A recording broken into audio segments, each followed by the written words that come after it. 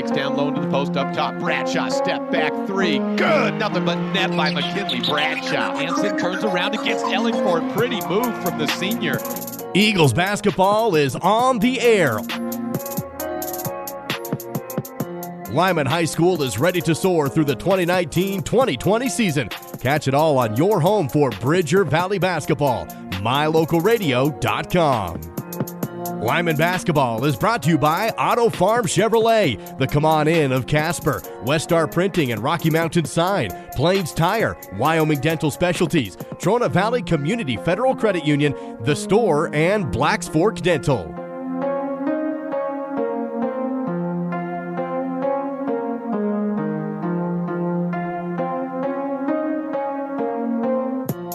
Now, Eagles fans, it's time to head to the booth to join the play-by-play voice of the Bridger Valley, Jake Hibbard.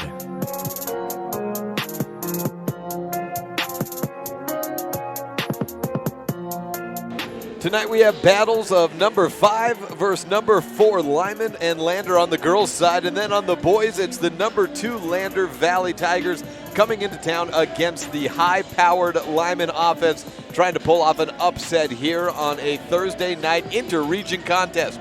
Jake Hibbard joining you live on MyLocalRadio.com and KNYN 99.1 FM. The Sawyer's Disaster Pregame, Sawyer's Disaster Cleanup and Construction pregame show next.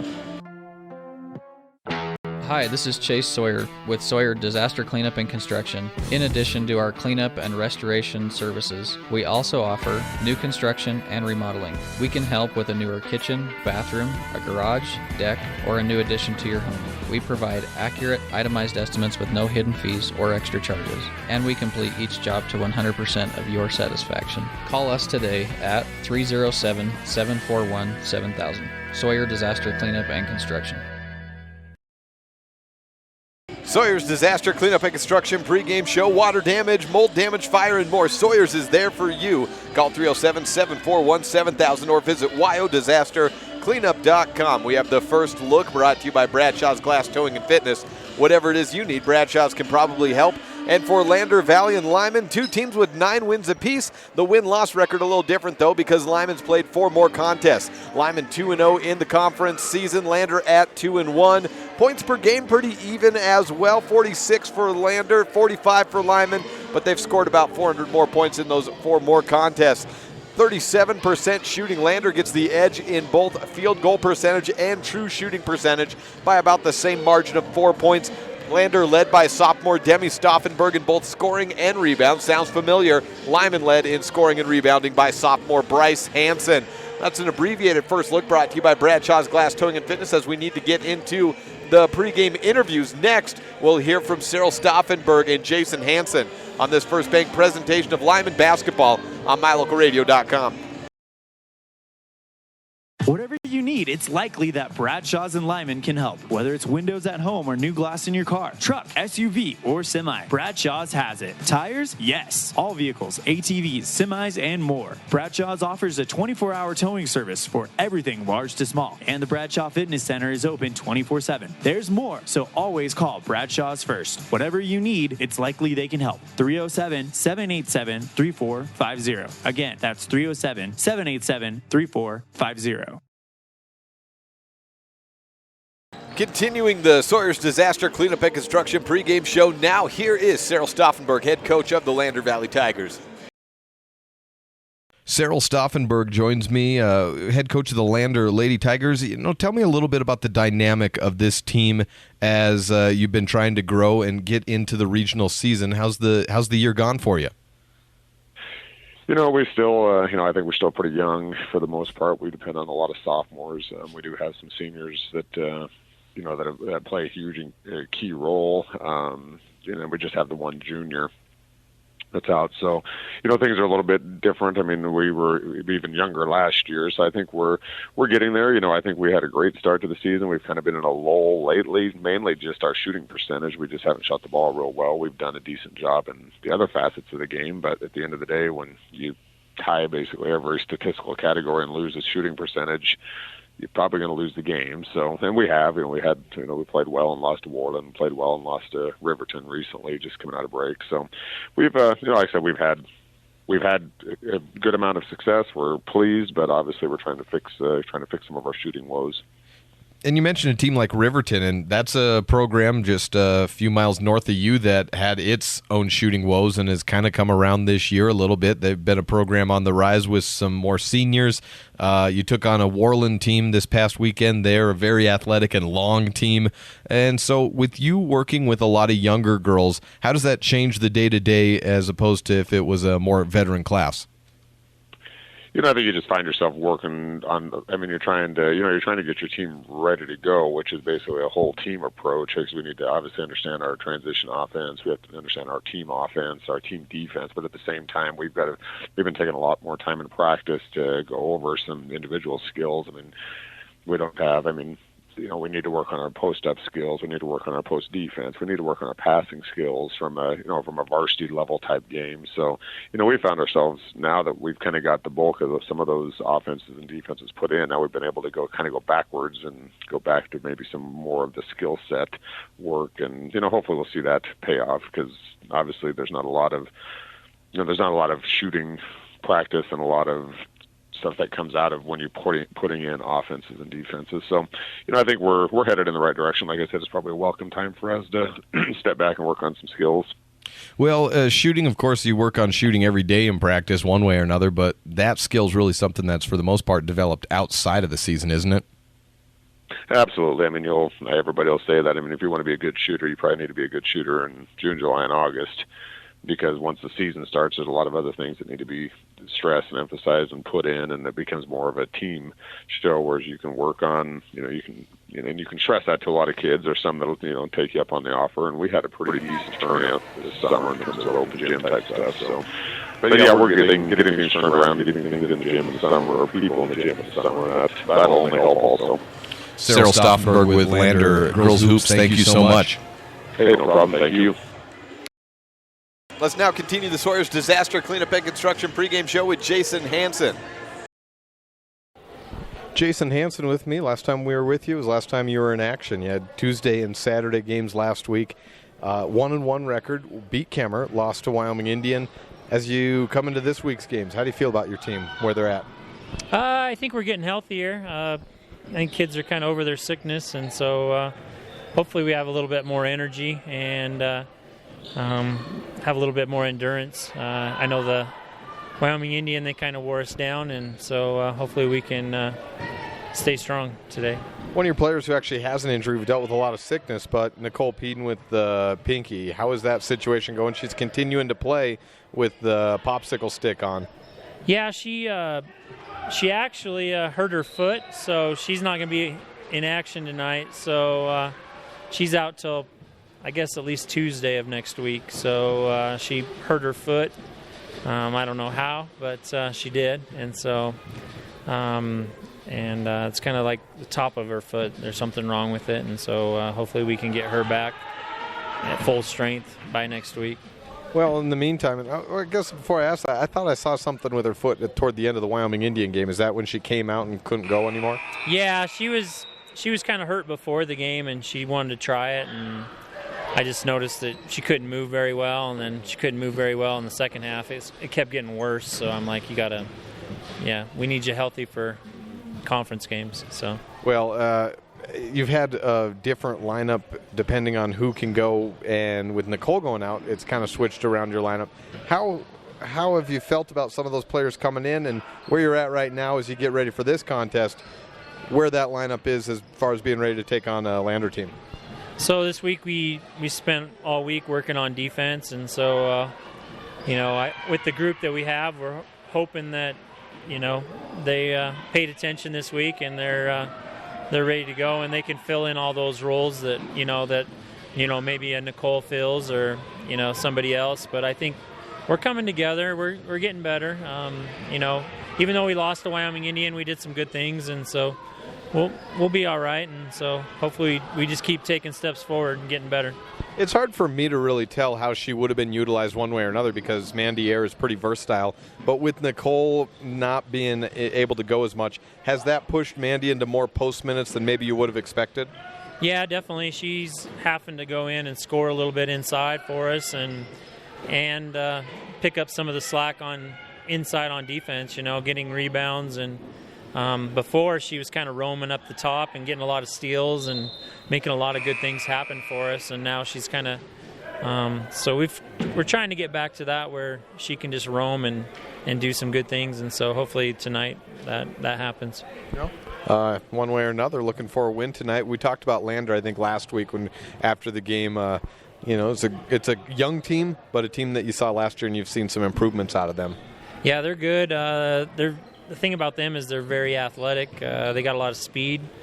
Just from watching film, their guards are fast, and they got some pretty good size inside, and so that's going to be a tough task for us. I think they match up well with us, and so hopefully we just can come out on the positive side. All right, Coach, thank you. Hey, thanks for covering us.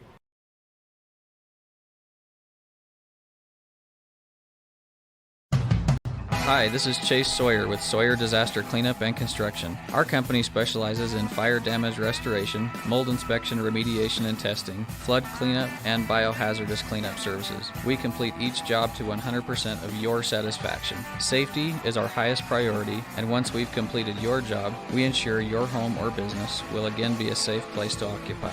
Call me, Chase, at 307-741-7000. Sawyer Disaster Cleanup and Construction. The central and midwestern U.S. averages more than 850 tornadoes each year, and lately, the number of floods has been rising in the region too. So chances are, there will be more twisters and floods near here again. And between school, sports, and social lives, chances are, you won't be with your kids when it happens. Will they know what to do? Ready.gov/kids has all the educational tools and information to make the conversation easy. When the time comes, chances are they'll feel prepared, not scared. So talk with your family today. Whatever you need, it's likely that Bradshaw's and Lyman can help. Whether it's windows at home or new glass in your car, truck, SUV, or semi, Bradshaw's has it. Tires? Yes. All vehicles, ATVs, semis, and more. Bradshaw's offers a 24-hour towing service for everything large to small. And the Bradshaw Fitness Center is open 24/7. There's more, so always call Bradshaw's first. Whatever you need, it's likely they can help. 307-787-3450. Again, that's 307-787-3450. We hope you're enjoying this MyLocalRadio.com exclusive broadcast of Bridger Valley Sports. We love being able to travel around the state to bring the action on the field or court back to you watching at home. Let's face it, doing all of this would not be possible without all of our great sponsors. We appreciate the support the following businesses and individuals show to both Mountain View and Lyman Sports. Bradshaw's Glass Towing and Fitness. Whatever it is you need, Bradshaw's can probably help.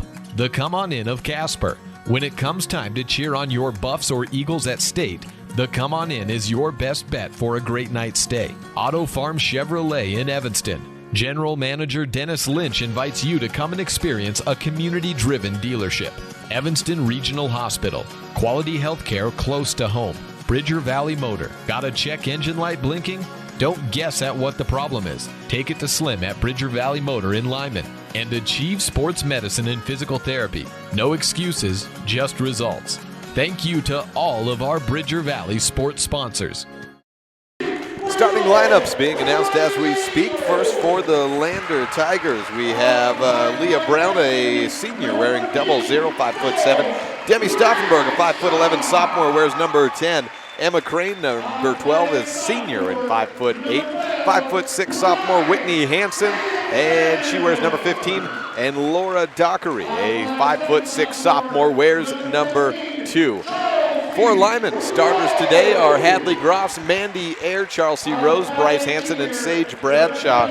So that puts Bryce Hansen a sophomore, Sage Bradshaw a freshman, Charles C. Rose a sophomore, and then Mandy Ayer and Hadley Gross, the two seniors in the competition.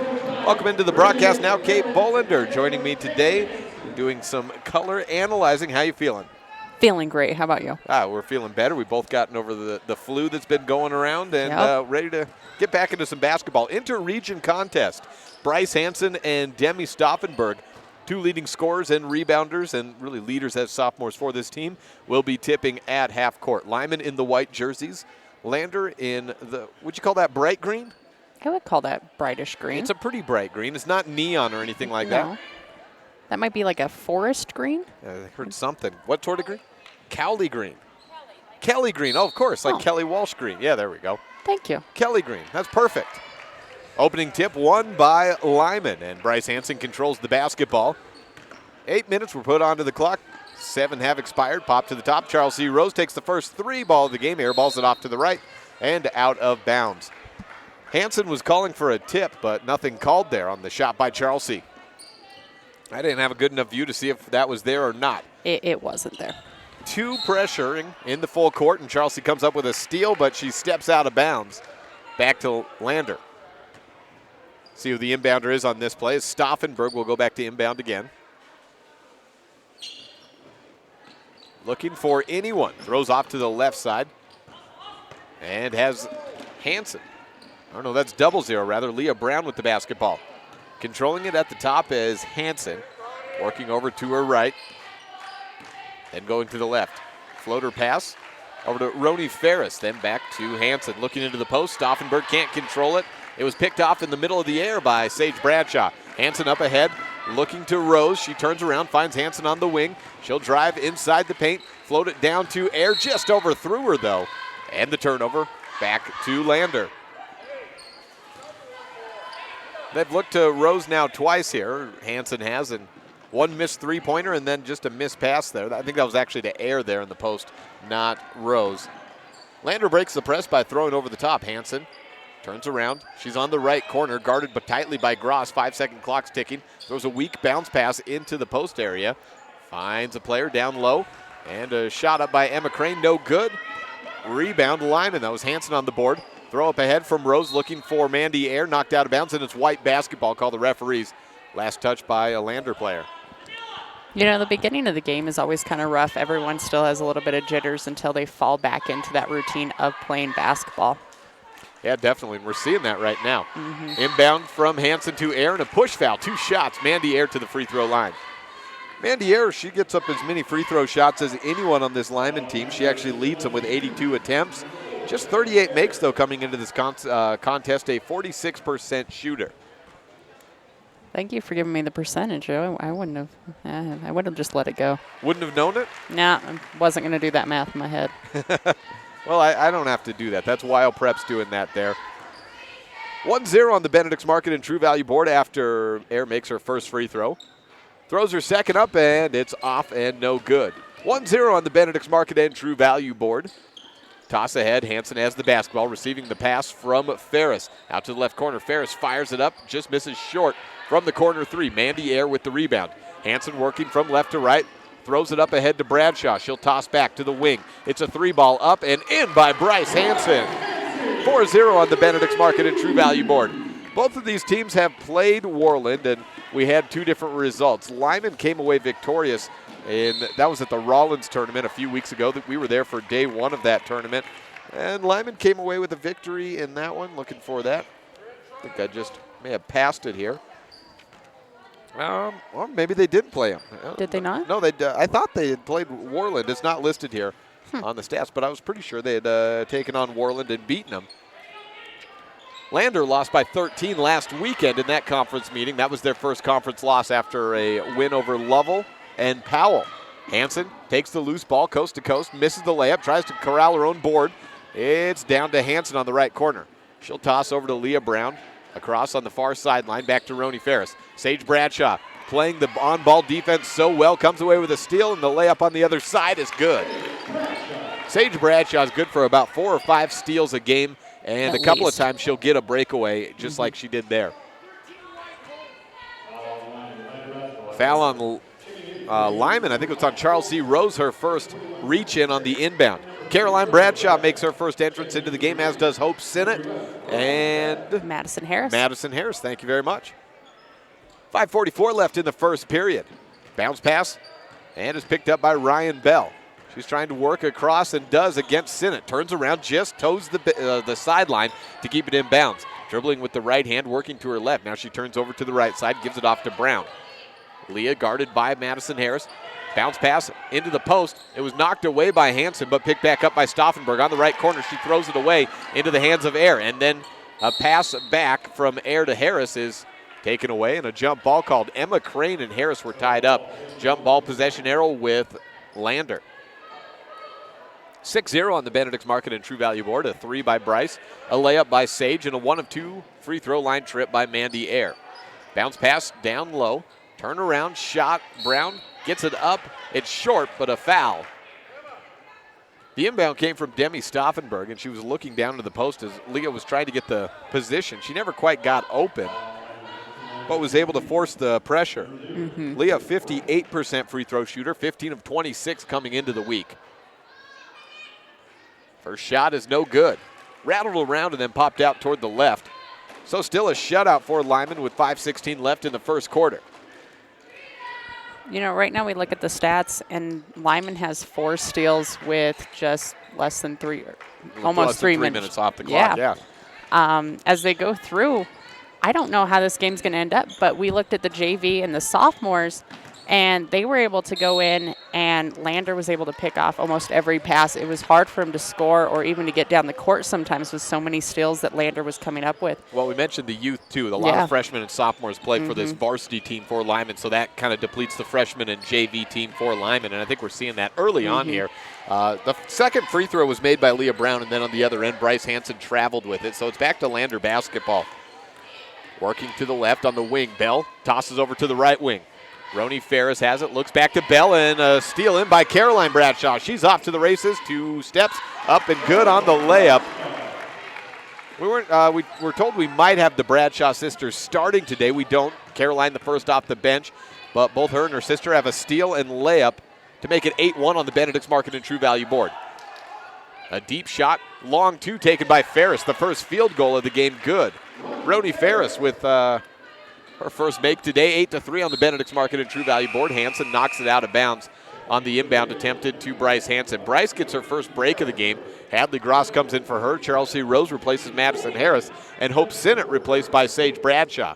That leaves Charles C. Rose, Mandy Ayer, Caroline Bradshaw, Sage Bradshaw, and Hadley Gross on the court for Lyman.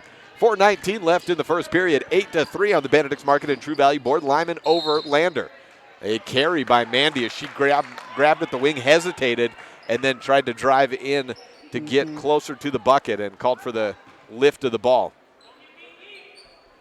Demi Stauffenberg, the far sideline inbound, finds Leah Brown. She's on the run with it on the right corner. 4:10 left. Looks back to Stauffenberg.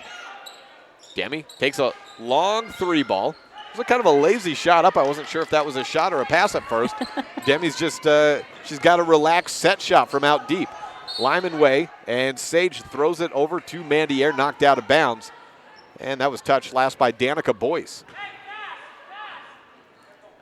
3:57 left in the first period. 8-3, Lyman on top of Lander. This inter-region matchup doesn't really count in the conference standings, but, you know, we could play tiebreaker. Mandy Ayer takes the inbound on a loft and is fouled, headed to the free throw line for 2. And also, these are 2 teams that will likely, more likely than anyone else, you'll see them matching up at the regional tournament because the first round is North versus South, and so one North will take on one Southern team. Timeout taken. We'll take it as well. It's 8-3, Lyman on top of Lander with 3:55 left in the first period. This is a First Bank presentation of Lyman basketball on KNYN 99.1 FM and online at mylocalradio.com.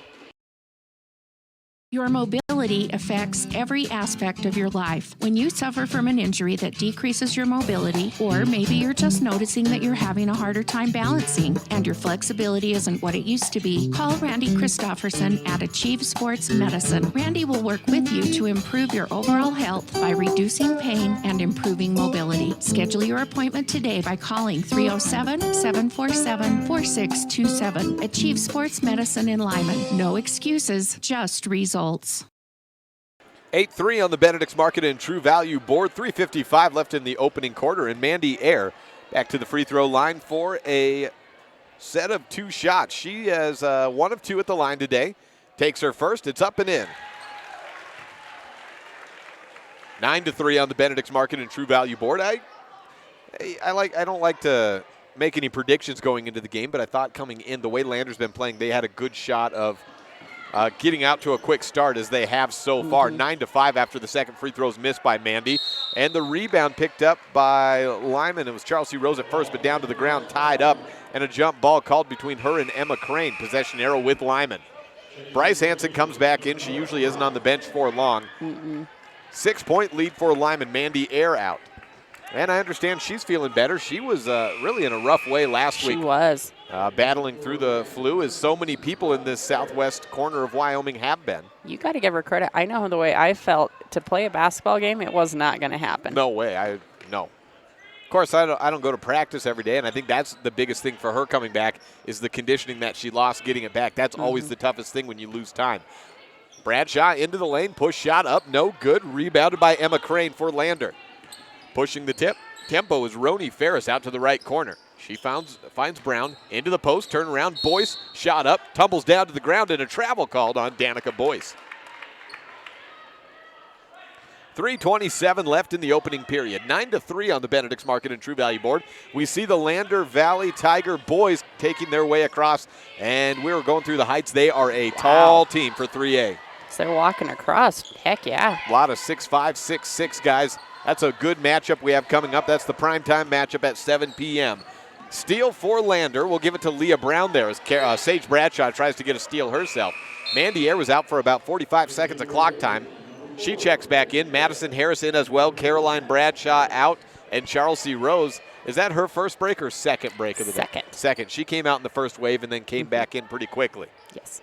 3:07 left in the first period in Lander basketball. Ryan Bell playing the point. Bounce pass over to Ferris in the corner. Down to Danica. She'll bounce pass, and you cannot bounce pass it with Sage Bradshaw in the way. She takes it the rest of the way. Layup good. Shot it right over Ryan Bell. And Sage, the freshman, with 4 points. 11-3 on the Benedict's Market and True Value board. Boyce taking it across herself.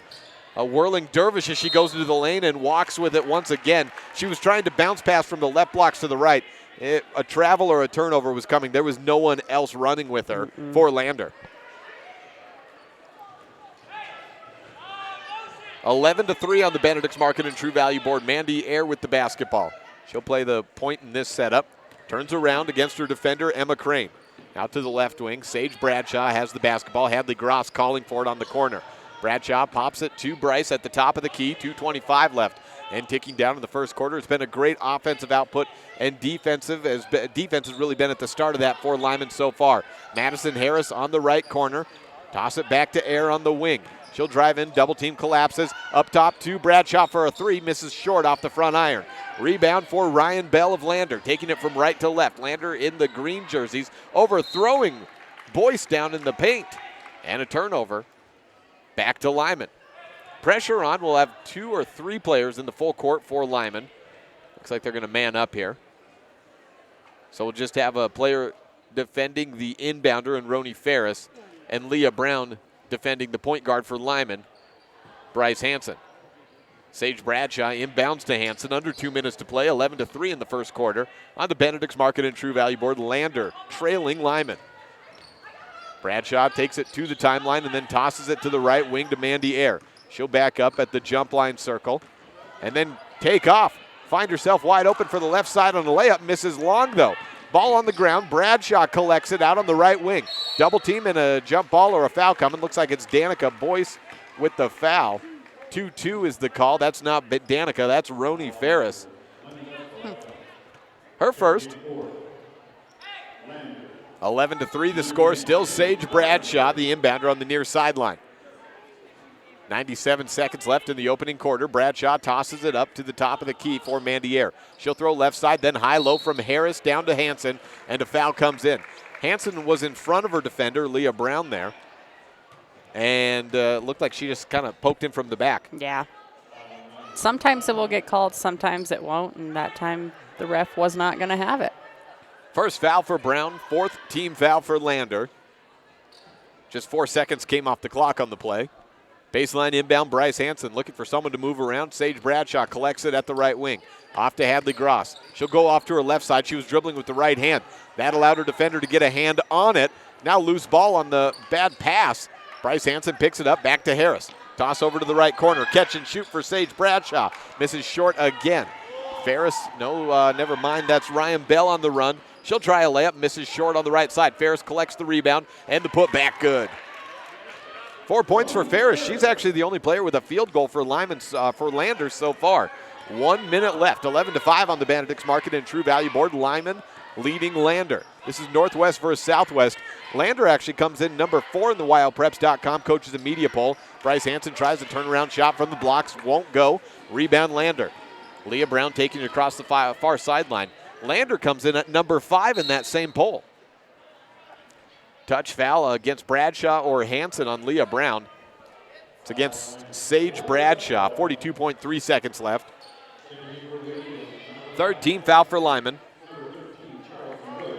You have Hope Sinnott, Chelsea, Caroline out for Sage, or in for Sage. Oh, yeah, you leave Harrison Hadley in. Yeah. And then Whitney Hansen coming back in for Lander. So 4 substitutions in all, I think, between the two teams. Inbound left pass over to Hansen. She'll give it back to Bell. Working with it back to Hansen. Bounce pass to Ferris. She'll fake a pass down to Boyce, then toss it up top. It's Bell with the basketball. Down to 28 seconds left. Trying to open up Ferris on the corner. She drives in baseline, steps past Gross, and lays it up. 6 points for Ferris, getting the start today. And the senior has all but one of Lander's points. Caroline pushing the tempo. Throws it up ahead to Harris. Back to Bradshaw. 10 seconds left. Caroline working to her left. Then passes right side to Charles C. Rose. 8 seconds left. Harris has it on the right corner. Thrown to the post. Sinnott. Back to Rose. Collects it. Throws it up against Boyce. It's a block. And the quarter ends 11-7. So a late run by Lander. And 6 points for Roni Ferris has Lander right in this contest after trailing 11-3. This is a First Bank presentation of Lyman basketball on MyLocalRadio.com with the simulcast on KNYN 99.1 FM. When do you schedule doctor appointments? In bed before I fall asleep. In the car waiting to pick up my kids. We can even do it after breakfast. We all lead busy lives. Online appointment scheduling puts you in control. In just 90 seconds, you can make an appointment with a primary care provider or specialist at evanstonanytime.com. Select the day and time most convenient for you. Enter some basic information, and just like that, you're scheduled for care. Schedule appointments for next day and beyond at evanstonanytime.com.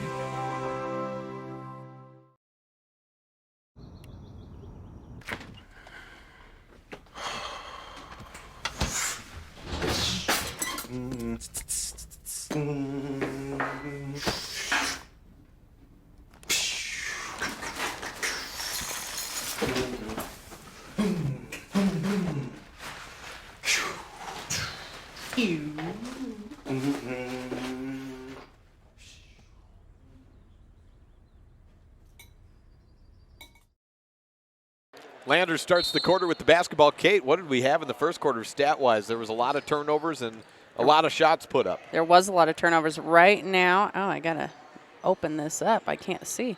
All right. Right now, Lander has 10 turnovers. Ferris with the bucket right out of the gates. Just mentioned that. Go ahead, Kate. Yes, thank you. And Lyman has only 4 turnovers. And how many was that for Lander? 10. Wow. Yeah. A lot of that's coming off of steals. There's 6 steals for Lyman right now. Yeah, and that's at the top. Mandy with at least one. I think Sage has a couple. Caroline up there. Charles C. Bryce. They're working great up at the top, causing a lot of confusion. And really defending well, because a lot of those passes have been by weak passes because of good on-the-ball defense. Yeah. So while a player doesn't get credited with the steal, they've been playing into it. Sage Bradshaw has the basketball for Lyman, dishes out left corner. Mandy Air drives baseline, finds Sinnott in the post, but is taken away by Ryan Bell. Lander with the basketball, running across the middle of the court. 11-9 on the Benedict's Market and True Value board. 7:04, 1 minute gone by as we welcome you into the Reese Auto Service second period. It's Ryan Bell tossing over right side to Hansen, then to Stauffenberg. She has not scored as of yet, averages 11 on the season. Ferris for a triple at the corner, misses short. Ball into the hands of Charles C. Rose. She collected that with 2 elbows to come away with the rebound. Gets double teamed, finds Bryce Hansen, then off left side to Mandy Air. 6.5 minutes left. Hansen wants another 3. Hits way too long. Rebound Air, tosses it up, and good. 4 points for Mandy Air. She's 2 of 4 from the free throw line. Her first field goal today. 13-9 the score on the Benedict's Market and True Value board. Hansen to Bell, then back to Hansen. Stauffenberg, she's being guarded tightly. The double team of Rose and Hansen, as she'll play out on the wings, has worked pretty well so far. Boyce on the left block tries to find Stauffenberg in the blocks. It's out of bounds. Last touch by Stauffenberg. Tell me, can you see too much of what Lyman's doing on that defense there? I honestly haven't really been looking too much. Take a look. You're great at this. We'll take a look because they are shutting down Stauffenberg right now. They are. She's nothing. They're playing in the – she has nothing. Yeah. We wouldn't say she is nothing. No. 5 young players, a sophomore. I think 4 end-of-quarter shots. She has 4 buzzer beaters in her career already. Wow. Hansen at the top of the key, high-low to Mandy Air, and good defense by Ferris. Charles C. comes up with the rebound, and then a foul against – is that Stauffenberg's first. 2 shots upcoming for Rose.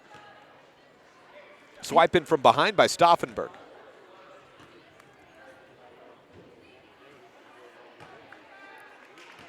$5:49 left in the Reese Auto Service second period. Any engine, large or small, Reese Auto Service. And Lyman can fix it up and get it working right. Rose misses her free throw, and so was that 1 and 1? No, it was 2. She missed both. Okay, I missed that one there then. So 0-2 trip for Charlesy. And a foul on 1-5. That's Hansen. Gives the ball back to Lyman. It was a loose ball. First foul on Hansen. I think that was the 17th foul. There should have been. Or at least 6 now. Hansen has the basketball. Tightly guarded by Hansen. That's Hansen on Hansen. Whitney on Bryce. And 5-second clock. Hansen to inbound from the far sideline. Bounces it to Bell. 2.5 minutes gone by in the Reese Auto Service second period.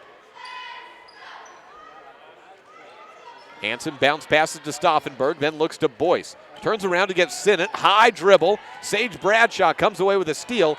Picked up eventually by Sinnott. She throws it out of bounds after it got hit by Bell. So is that a 3-2 they're playing with a lot of collapsing down low? It looks like a collaboration of 3-2 with maybe a little bit of man here and there, but it looks, I'm trying to look here and there, but they can't keep a possession long enough down there for me to really tell with trying to keep stats. Yeah, they got to keep those stats too. That adds in. Bryce Hansen has the basketball. She's working down to the block. She dribbled it off her right foot and out of bounds. Had that happen, you turn around and you just watch the ball roll out of bounds. 13-9 on the Benedict's Market and True Value board in the Reese Auto Service second period. 4-point lead for Lyman over Lander. 2 minutes, 55 seconds gone by in the second period. Whitney Hansen to take it across. She's a sophomore. Passes over to Ryan Bell. She's also a sophomore. A lot of sophomores playing in this contest for both teams. Stauffenberg, also a sophomore, takes the pass back to Hansen to Bell on the right wing. Bounce pass on the other side. That's Emma Crane, one of the 2 seniors. Down low, Ferris turns around, and she is controlling this game for Lander. She's up to 10 points, and it's a 2-point game. Without Roni Ferris's contribution, Lander has nothing to show for, save for a 1-of-2 free throw trip by Leah Brown back early in the first quarter. Hadley Gross with the basketball. Lyman to Rose on the right wing, on the left wing. Over to the right, it's Mandy Air. 4:18 left in the Reese Auto Service second period. Up top, Hadley Gross takes a 3. It was close, just a little bit off to the left. And Hansen comes up with the rebound for Lander. Bell down low. Stauffenberg was running, and the assist in the fast break bucket puts Demi Stauffenberg on the board. 13-13 on the Benedict's Market and True Value board. Mandy Air with the basketball, near sideline, turn around against Hansen. Out left side, Charles C. Rose takes a corner 3. Nearly banked it in. Hadley Gross comes up with the rebound to Sage Bradshaw. Elbow shot, too far. Hopes in it, knocks it out of bounds, back to Lander. Madison Harris and Bryce Hansen check in. 3:41 left in the Reese Auto Service second period. Leah Brown checks in for Ryan Bell.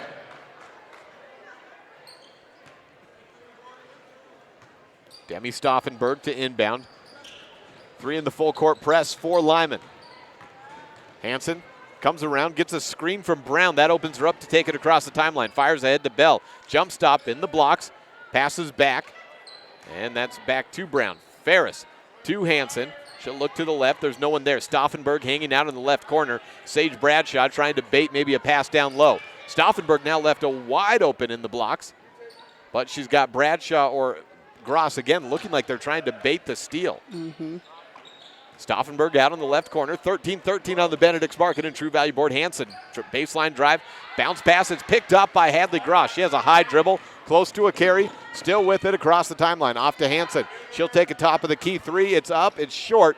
And one bounce into the hands of Lander. On the rebound there, it was Whitney Hansen.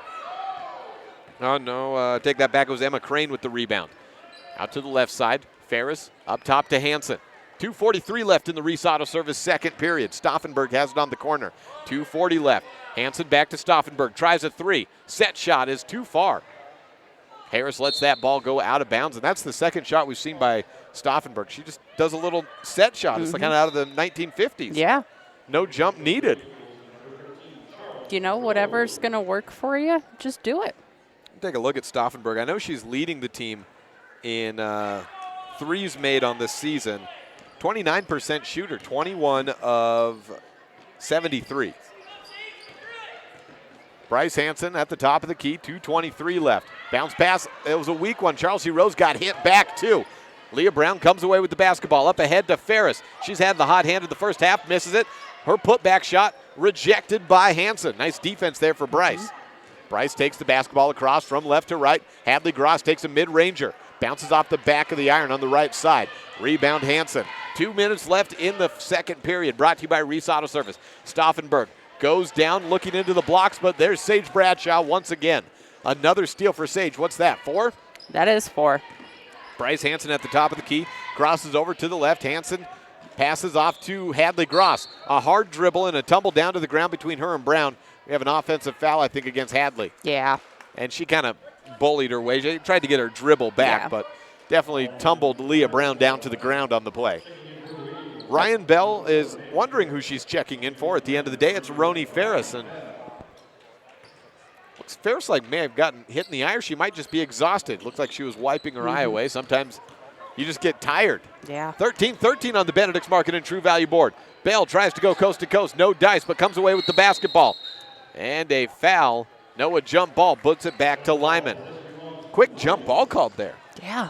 I mean, it was in the hands of Ryan, and then there was a swipe across. I'm not sure if that was Hadley or Charlesy, but it was there for maybe half a second, and then she had the ball, but the jump had already been called.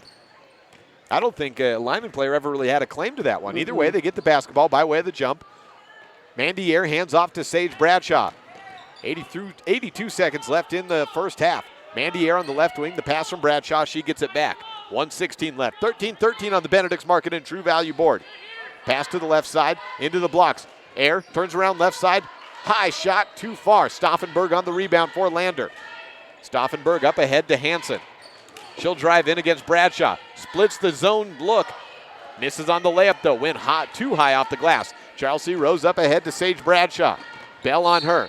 And a block foul called on Bell is the 7th team foul of the quarter. And we finally have single bonus for Lyman. 52 seconds left. Bryce Hansen replaces Mandy Air. Hope Sinnott is also in. She's coming in for Hadley Gross. 52 seconds left, 13-13. What a close game we've had after it was 11-3, wasn't it? Yeah. It's been a 10-2 run for Lander. Free throw missed, so it's back Lander's way. Three-pointer taken and missed long. That was Emma Crane on the three-point attempt, and I think Sinnott came away with the rebound. No, it was Charles C. Rose with the rebound. Turnaround shot, Hansen trying to make some offense happen. Misses. Knocked out of bounds and last touch by Sage Bradshaw. Her and Bell were battling for the rebound. 31.2 seconds left in the second quarter. 7 fouls for Lander, just 4 for Lyman in the first half. Lyman, a team that's been in foul trouble throughout the season at certain points. That's a good mark for the first half. Bell with the basketball. Crosses over against Bradshaw. Takes it across. One-handed bounce pass. Down low to the baseline. Bell takes it back out to Stauffenberg. Set shot from the wing. No good. 13-13 as the ball rolls out of bounds. 16.7 seconds left in the first half. Mandy Air wants to get in for the last play offensively, and she replaces Madison Harris. So this puts, if you look at the top 3 options for this team, it's Bryce Hansen, Mandy Air, and Charles C. Rose. All 3 of them on the court. You also have Sage Bradshaw and Hope Sinnott. Air takes the point. That suggests we're probably looking to open something up for Bryce, but we will see. Backdoor cut, and it was forced on the pass. Sinnott, she kind of forced that one in. That was the look on the play, clearly, but Leah Brown read that one out and was not fooled by the backdoor cut. No, you got to look as a player when you're going to throw that to make sure that it is open, and I don't think Hope looked at that right away. Down to 5 seconds left, Lander basketball. Leah Brown takes it across the timeline at 2 seconds, throws it ahead to Crane, then to Boyce. The shot off after the buzzer sounds. So we head to the half, 13-13 on the Benedict's Market and True Value board. 6 points in the quarter for Lander, and Roni Ferris leads the way, leads all scores with 10 in the game. Just a 2-point quarter for Lyman. Mandy Air with a field goal, and that was the totality. 13 all on the Benedict's Market and True Value board. We'll be back on a First Bank presentation of Lyman basketball on KNYN 99.1 FM and online at mylocalradio.com with the video stream. The best live coverage of local sports, weather, local news, and radio classifieds, plus online streaming music, giveaways, and more. It's all on mylocalradio.com. Watch as your high school teams clash with their biggest rivals. Listen to the latest from your team's coaches. Catch up on local and regional news and stream your favorite music. Visit mylocalradio.com. Like us on Facebook and stream it all live. When you have any mechanical problems, always think of Reese Auto Service in Lyman first. Doug and the mechanics at Reese Auto Service work on everything from your lawnmower and snowblower to cars, trucks, farm and ranch equipment, and semis. You can also get tires for anything you need at Reese Auto Service. Always visit Reese first. You'll get great pricing and quality-friendly service. Reese Auto Service, 541 Highway 413, Lyman. Trona Valley Federal Credit Union is a not-for-profit financial institution. When you become a member, you are an owner of the credit union. We believe in people over profit, and that impacts the way we do business from our overall structure down to the smallest detail.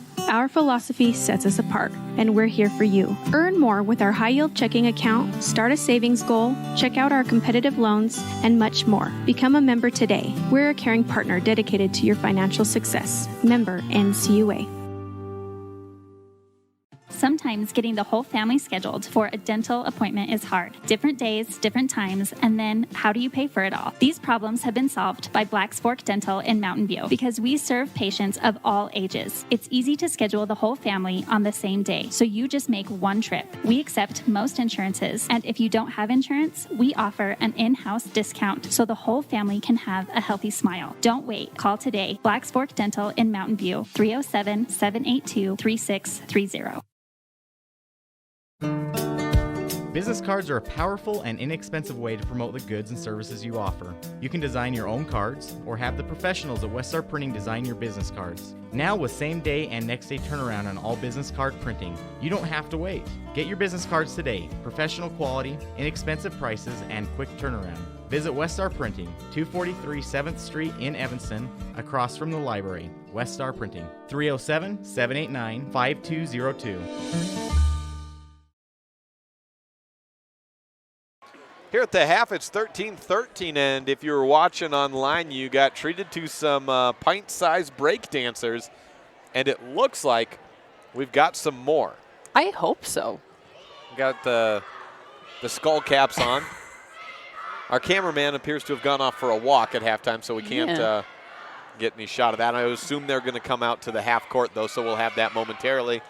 Roni Ferris, really the story of this first half for Lander, 10 points. And she still has all but one of Lander's field goals.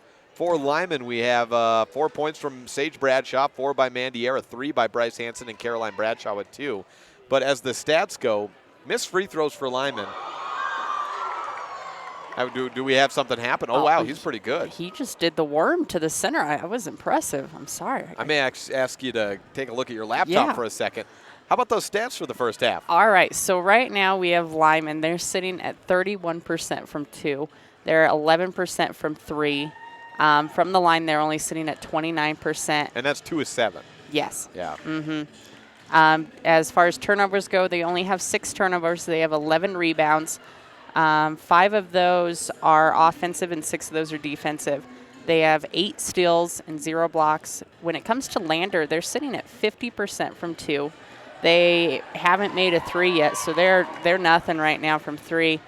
From the line, they're 50%. They have 13 turnovers, 9 rebounds, and 1 steal and a block. And the turnovers between the two teams, it was 10-4 in the first quarter. At the half, how did we sit? 11-9. So No, that was the wrong one. Turnover 13-6. So 2 turnovers in the quarter for Lyman, just 3 for Lander. So they cleaned it up in the second half. And I think part of that has just been, we saw Demi Stauffenberg. I was kind of wondering what they were doing with her. And basically, they're giving her, it looks like, in that zone, they're giving her the appearance of being open.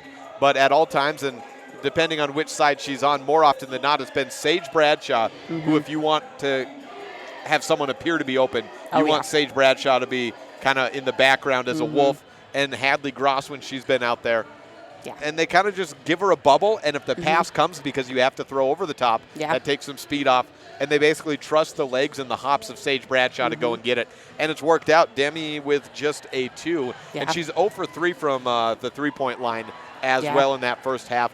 We just have 1 3-pointer in the game so far. That was won by Bryce Hansen. I think she is 1 of 3, maybe 1 of 4. 1 of 4. 1 of 4. So, and that's, that's not a bad season average. It's is a little below where she sits. She's 31%, 35 of 113. But the offense just couldn't get going for Lyman in the second quarter. What did you see? Was it ball control? What was it that was causing that? From what I noticed, a lot of times they use a lot of screens, but today the screens were just kind of weak, that girls would just kind of go and stand by their player, that it wasn't a good run-in. I'm going to be aggressive, and I'm going to make sure that you're not going to get past me. And it was just kind of, I'm going to stand there instead of being that aggressive. And I think that's something that they really need to improve coming into the second half, to get that open girl to be able to make that shot, to give that at least an open look. Well, we have the boys warming up on either side. We'll have that contest for you right after this, and excited for it. We got the number 2 team in the state, the defending 3A state champions in Lander, and Niehi Black taking his first shot. Just missed on the dunk there. A ton of height. Let's run through the heights of Lander of note. For Lyman, Andrew Housekeeper, 6 foot. Jet Dickerson, 6 foot. Carter Smith, 5'9". 6'2" for Alex Bradshaw, 5'11" for Preston Brewer. Well, they're up against it. It's not like every position's going to be a big mismatch, but the starting 5 for Lander, as we've been told, 6 foot, 5'11", 5'11", 6'5", and 6'5", and that 6'5", double 6'5" in the post. That plays big as we take a look at the differential between the two. Lander is averaging 35.5 rebounds per game, and they're out-rebounding their opponents by 7.5. On the other side, Lyman's toward the bottom, and we know that. They are a shoot-it-up team. They're all about the possessions, but they're being out-rebounded by about 6 per game, averaging about 10 fewer rebounds per game. So I highlighted those. And then the shooting, because Lyman has had a hot hand. They hung with Wyoming Indian, and that's the number 2 team in 2A, and just a great basketball team in the state. That's because true shooting percentage at 51, just bested by 1 percentage point by Lander Valley. And they both shoot 31% from beyond the arc. We'll see a lot of three-pointers put up and probably made today. We've noted Andrew Housekeeper. He's sitting at about 15 points per game. I did the math today. Alex Bradshaw, the last 4 games, is averaging 27.5 points per game. So we'll see what Lander and Stuart Mullins, a head coach, a state champion now for 2 schools in Fremont County, both with Riverton and Lander. We know he's been watching the tape of Bradshaw and what Lyman's been able to do, because their team ball, we haven't seen this good of basketball being played as a team by the Lander boys in a couple of years. The last few weeks have been a ton of fun to watch. So we'll have that for you after this girls game. It's 13-13 at the half. Third quarter action when we return on a First Bank presentation of Lyman basketball on MyLocalRadio.com and KNYN 99.1 FM. With MyLocalRadio.com, you get to stay up to date with Lyman and Mountain View sports by watching all of the games live in the convenience of your own home. Now you get to keep up with your coaches, athletes, and teachers throughout the week with the Bridger Valley Coaches Corner.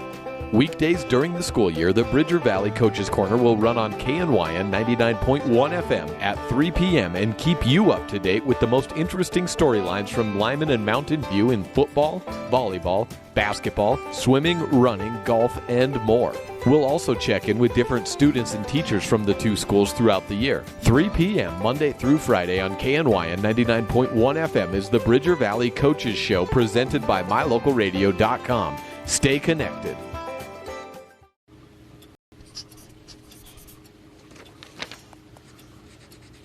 If you love them enough to relearn math so you can teach them math, then surely you'll check nhtsa.gov/the right seat to make sure they're correctly buckled in the back seat. Second half just about to start, 30 seconds on the clock. We're on the Lyman side right now, but we were watching the Lander layup line. Niehi Black can throw it down with authority. He just threw down another dunk. Yeah. But so can a lot of other guys out there. Oh, man, I don't even have him listed down right now. Let's see who that was who had a pretty good dunk. He had a nice ponytail as well. Oh, no, I do have him there. I was looking at the girls' roster. That is Ozady O'Neal. Ozady O'Neal was 21. I guess from the distance, Ozady, they both have the long braids. Niehi has 2. Ozady has the 1. Yeah. A lot of talent, as we saw. And we'll talk to Stuart Mullins in the pregame. He says Lander has been blessed. 9 of their players, I think, on this varsity roster out of the 12 are coming over from the reservation, the nearby reservations. And that's credit to the school and to Stuart Mullins to have drawn these players to come and play for Lander basketball. Stuart Mullins at the top, one of the finer coaches in this state and a great guy to get catch up with. Last time I talked to him was when he was the all-star coach after, I think it was 2 years ago after coaching that state championship Riverton team. We're back underway here, and Lander has the basketball to start the third quarter. 13-13, how about that score in the first 2 quarters? 26 points combined. Leah Brown on the right wing for Lander, drives past Hadley Gross, picked up the ball in the short corner, bounces back out to the right corner, and into the hands of Roni Ferris. Some calls for a travel. Stauffenberg down low. Hansen from behind got a partial hand on the ball, but Stauffenberg with a 2 out of the gates. That gives Lander their first lead of the basketball game. 15-13 on the Benedict's Market and True Value board. You looked earlier today. How many points had Lander scored in a total of the season? And just a bit, turn around. Bryce Hansen back to Mandy Air. We'll get back to that in just a second. Sage Bradshaw at the top tries a 3, misses it, and Stauffenberg comes up with the rebound. I think it was something just shy of 500 on the year. Now the difference, and then Lyman was sitting at something like 800. They played 4 less games, so that. But the season average, they're actually almost dead even at about 46 per contest. But 2 teams that I actually thought Lyman was scoring a bit more than that. I think some games they put a lot of points on the board, and then others it's kind of down. I mean, obviously it looked 15-13. We've got a defensive battle on our hands. The basketball is in possession of Lander. Baseline inbound for Demi Stauffenberg. To Ferris, then to Brown on the left wing. 1.5 minutes gone by. A set shot up from distance, and Stauffenberg hits her first of the day from beyond the arc. Well, that's a danger for Lyman out of the break. Yet Stauffenberg contained to just 2 points. She has 5 in the first minute and a half. 18-13, and Lander with the lead. 2 steps by Mandy Air into the paint. She floats one up from about 6 feet away and misses. Back to Lander on the rebound there. I think it was was that Hansen there, or might have been Emma Crane. One way or the other, Demi Stauffenberg drives baseline, loses control of the ball. Sage Bradshaw pokes it out. It's down to the ground. Stauffenberg and Gross tied up, and the jump ball call gives it to Lyman. Lyman moving from right to left in this second half. Sage Bradshaw with the inbound. And Charles C. Rose takes the basketball. Rose, one of those players who can play point and take the ball across along with Bryce Hansen. I'd throw Sage Bradshaw into that category as well. Mandy Air. Really a lot of ball handlers on this Lyman team. Mandy Air on the right wing, down low to Gross. She's guarded by Crane. Dishes back out to Air. She'll drive in, tripped up, shots up, and just falls. It just falls out. That was close. Mandy didn't think she was going to shoot until she got tripped. Yeah. And then she knew the foul was coming, so she tossed it up.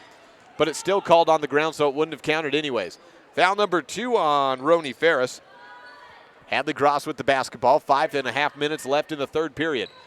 Bryce Hansen got the basketball at the free throw line and taken away.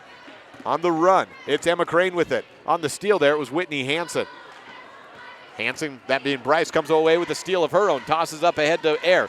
She drives in, hit by Hansen, and the foul should be in the shooting process. 2 free throws upcoming.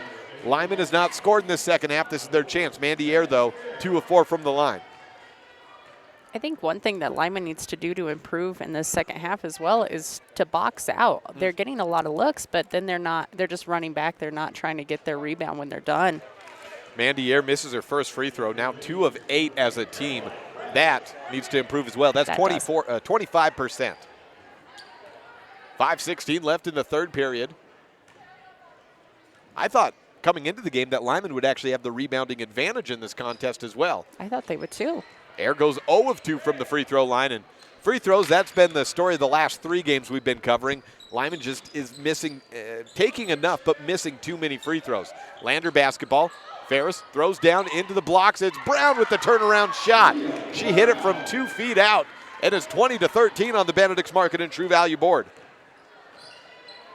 That's the first player not named Stauffenberg to score a field goal in this second half so far. 20-13 and a 7-point advantage for Lander. This is not the way the game was headed when it was 13-1, 13-3, something like that.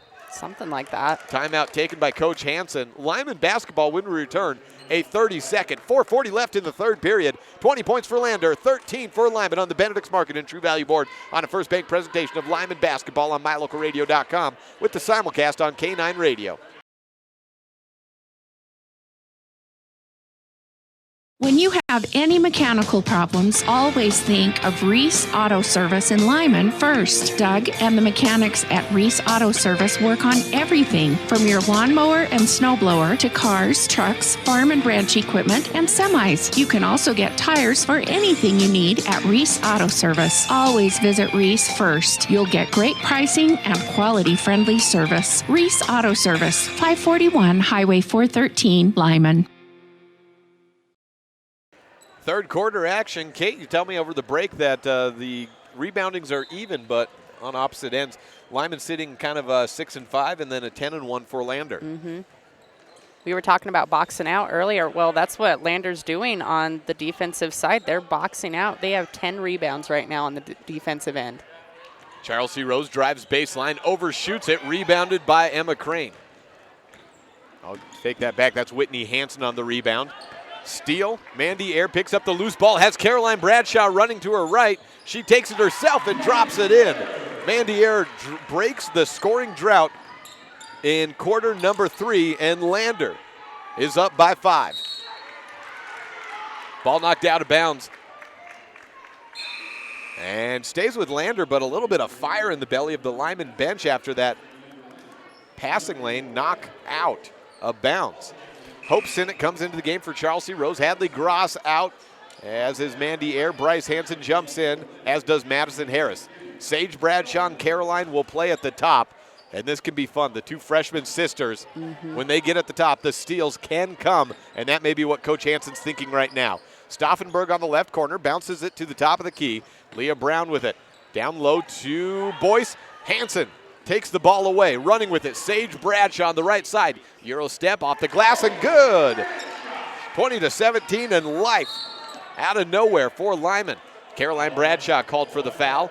She knocked her player down to the ground. That was Ryan just going straight down. Caroline's an aggressive player. Sometimes I think her opponents wish she wasn't as aggressive as she is. Oh, I wouldn't want to be played against her. Jeez. Swipes at the ball. That's again by Ryan Bell. She still has it. Now bounces over to Brown. Sage with the steal. Well, with the foul, rather. Count the bucket and the foul. The ball came, she was ripping it down when the ball was down on the ground, and then she came up with the shot.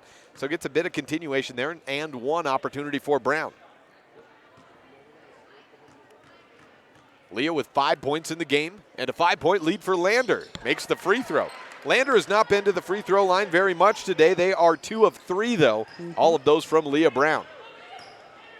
I think we looked early, and Leah was a sub 50% free throw shooter. Harris opened up on the left blocks. misses it. Rebound chased down by Sage Bradshaw. Hanson drives in against Boyce. We got a walk. Hanson got her momentum stopped in her tracks by Boyce, and she took an extra step. And when you're taking those 2 steps, if you stop and you don't put the ball up, you get that travel every time. Oh, yeah. 23-17 on the Benedict's Market and True Value board. 3:16 left. Lander on top. Bounce pass to the right side. Crane, high dribble. Ball down to the ground. Boyce picks it up. Turns around and gets hit by Sinnott. Misses the shot. Last touched by Crane. Goes Lyman's way. 23-17. We had about 30 seconds of life for Lyman on the offensive end after the layup by Air. A fast break, then put in by Sage. See if they can get anything here. They trail by 6 points. Bryce Hanson with the basketball, passes right side to Sage Bradshaw. Sage to Caroline. She'll throw up a lobber to Harris. Then to Sage on the right wing. Oh, she ran with it before she caught it.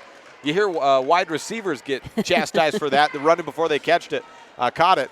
Sage had the step, but then the ball went right through her hands. 23-17 on the Benedict's Market and True Value board. 2:48 left in the third period. Crane takes the inbound from the far sideline to the near side.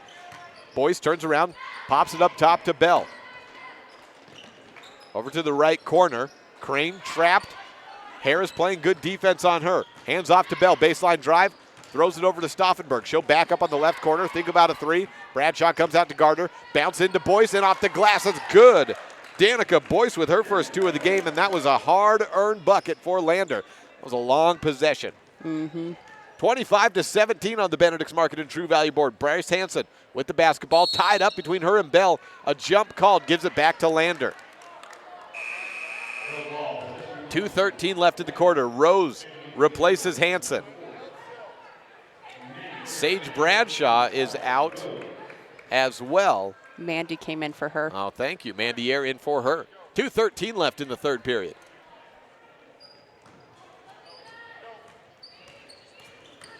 Bell showing off the moves, getting the step on Caroline. Then Caroline comes in and knocks her in the back. She got beat by a step, and she has the speed to catch up. The problem is she tried to get in front of her defender too quickly, and she was still halfway behind, so she got the little shoulder, and that's foul number 2 on Caroline.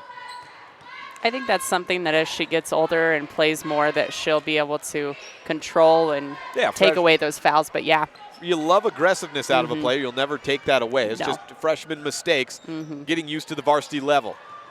Charles C. Rose comes away with a steal on Leah Brown. That was an on-the-ball steal. 1:50 left in the third period. Lyman has 4 points in the quarter. That's double what they got in the second period.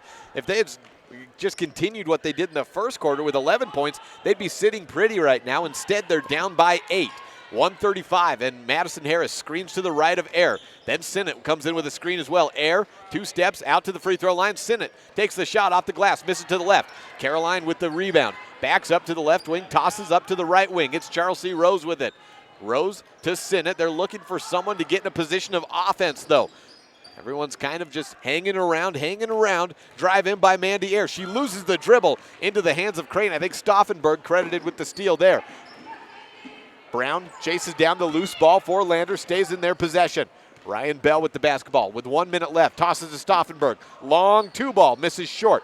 Brown comes up with the board, turns around, drives into the blocks against Air, misses. Caroline Bradshaw comes away with it. A 3-on-1 advantage, tosses ahead to Rose. The layup is good.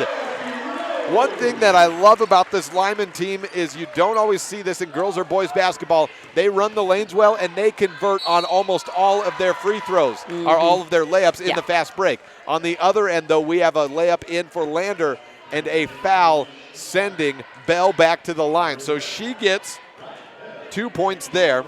That's her first 2. And it's the 4th free throw of the game for Lander upcoming. 37 seconds left in the third period. 8-point game, 27-19. So add the 2 points on for Charlesy. That's her first 2 of the day. She's 0 for 3 from the free throw line. Right now, sitting from the field, everyone's pretty much kind of low. And right now, Caroline's the highest scoring, or the highest percentage right now, and she only took 1 shot. Missed free throw, and it rolls out of bounds. It stays with Lander. Last touch by Lyman. So Bell takes the inbound from the baseline to the right of the hoop. 27-19, and low field goal percentages, as you mentioned, to be expected in a 27-19 game headed to the fourth quarter. Three-pointer up and airballed by Bell. Harris got a hand on it, and then it's saved from going out of bounds by Lander to the free throw line. Brown backs up, gives it to Ferris. She had a foot just behind the line and drops it in for a triple. Roni Ferris, 13 points in the game. And then a steal in the full court pressure. Brown stepped on the baseline, though, trying to dish the ball back out after losing control of it. Back to Lyman. 12 seconds left. Hanson and Sage Bradshaw back in for Lyman for the final offensive possession, we presume, of the quarter. 30-19. And Lyman has to be sitting back and thinking, how have we scored just 8 points in 16 minutes time? Hanson takes the basketball. High dribble, loses it. Stolen away by Bell. 6 seconds left. It's Bell against Bradshaw. A charge. Caroline draws the charge, and Lyman gets it back with 4.5 left. So now maybe you're looking at a higher lob. Bryce Hanson, that looks to be the call. She's got the strongest arm on this team. Tosses it over to Air. The clock doesn't start until she controls it. Hands it. One dribble down and up for the layup. Beautiful execution. Bryce threw it over the head and trusted her senior teammate to chase it down, and that's what Mandy did. Could read that one from a ways away. Yeah. You saw Bryce with the basketball, 4 seconds left. Here comes the lob. She learned that one from McKinley Bradshaw, and it works. 30-21 at the end of the quarter. Fourth period up next on a First Bank presentation of Lyman basketball on MyLocalRadio.com. When you're looking for one location that is centrally located in Wyoming to host a business meeting or corporate retreat, always consider the Come On In Hotel and Suites in Casper first. With meeting rooms and amenities that everyone can enjoy at the Come On In is the best place to host events. The rustic decor, fireplaces, jacuzzis, pool, and large indoor atrium will make your event memorable. Call today and find out the ways we can help make your event a success. Come On In Hotel and Suites in Casper. Call 307-472-6300. An infected tooth can cause discomfort and serious harm to your health. At Wyoming Dental Specialties, endodontist Dr. Leslie Walker understands the complexities removing infected tissues from inside the tooth, which is one reason why you can trust him to provide endodontic treatment and root canal therapy. With a skilled staff and state-of-the-art technology in our office, we help save your smile and improve your overall dental health. Call today to schedule your appointment, 307-789-5608. 30-21 on the Benedict's Market and True Value board as we welcome you back to Lyman High School. And we were just talking over the break, reminiscing over McKinley Bradshaw's one-handed pass that kind of became a Lyman signature. And that play worked, but the accuracy that McKinley used to have was unreal, frustrating her old opponent's coaches. And we've got a foul. Roni Ferris fouls Madison Harris. It was 2 years ago we were here for a Lyman Evanston game, three-point game, and their opponent's coach, Jeremy Fessler, was just the next morning, a one-handed pass that McKinley threw. He's a gym teacher in middle school. He spent the whole morning just trying to recreate the shot with a trash can, and he couldn't. Or the pass, I should say. Down low, they posted up Bryce Hanson. She's double-teamed. Stauffenberg had a ball, a hand on the ball. Hanson gets out of it and converts. Shot counts and one. That's the way you start the fourth quarter after the struggles that Lyman's had. You're down by 7, chance to make it 6. You have to make your fourth quarter free throws. Oh, yeah. And who knows how many you'll get, because it's not like Lyman's had a ton, but they are 2 of 8 at the free throw line. Hanson misses, and the rebound goes to Boyce. So now they're 2 of 9, and they're down by 7. That's how many free throws they've missed. Yeah. And you don't expect to go 100% as Lyman gets the basketball back. Was that a... I didn't see what happened. I didn't see what happened there. But it's back to Lyman. You don't expect to go 100%, but you got to get at least half. At least half, and then maybe work your way towards 60%, 70%. We're going to keep it right here in the fourth quarter. The first break, I suspect we'll have a few more timeouts to get our last ads in. On the season, Lyman 52% from the free throw line. Yeah. But that's dropping because we were at 56 2 weeks ago, I think. Yeah. And they started the year at about 50%, worked it up to 56. So now you look at that law of averages, you can't say they're a 50% team. They've been a 30% team the last week and a half, I would say. And, well, I guess going back to Tuesday. So the last 8 days, 9 days, how many days ago was that? 9 days, it's Thursday. They've been probably about a 30% team from the free throw line. Yeah. Right now they're sitting at 20% today. 7:34 left in the fourth quarter. Lyman basketball. That's the good news for the Eagles. Lander, the good news for them is they didn't give up after a slow first quarter. They came out and determined, taking this lead by 7. Wing 3 by Bryce Hansen, misses long. Rebound is picked up by Ryan Bell, opportunistic, as Hadley Gross and Madison Harris both converged and knocked it out of each other's hands. Bell drives past Bradshaw, rejected by Hansen, picked back up by Bryce Hansen, so a block steal combo. Up ahead, Caroline Bradshaw to Gross, and it was tipped away in the passing lanes by Demi Stauffenberg. Back to Stauffenberg, 1 minute gone by in the fourth period, and a 7-point lead for Lander. Bounce pass out to the corner. Ferris has already hit one triple from there, and she drops another in. Roni Ferris has the game in her hands, a 10-point lead for Lander. Mandy Ayer and Charles C. Rose will check in at the next dead ball. Spin around at the free throw line, down to the low post. Bryce Hansen gets 2 on the board. You can't trade bucket for bucket at this point, but for Lyman, that would be an improvement because this offense scored what we said, just 10 points in all between the second and third period. Yeah. Ball knocked out of bounds, last touch by Lyman is the ruling. Charles C. and Mandy come in for Madison Harris and Hadley Gross. So that probably puts, as we see the 2 Bradshaw sisters, Hansen, Charles C., and Mandy, they're kind of playing small ball. Those are 2 of the taller players on the court, but you look at their guards. Yeah. We've essentially got 5 guards on the court. Mandy can play in the post, so can Bryce, and that's what it looks like they will do at this point. Out to the corner, Roni Ferris up top.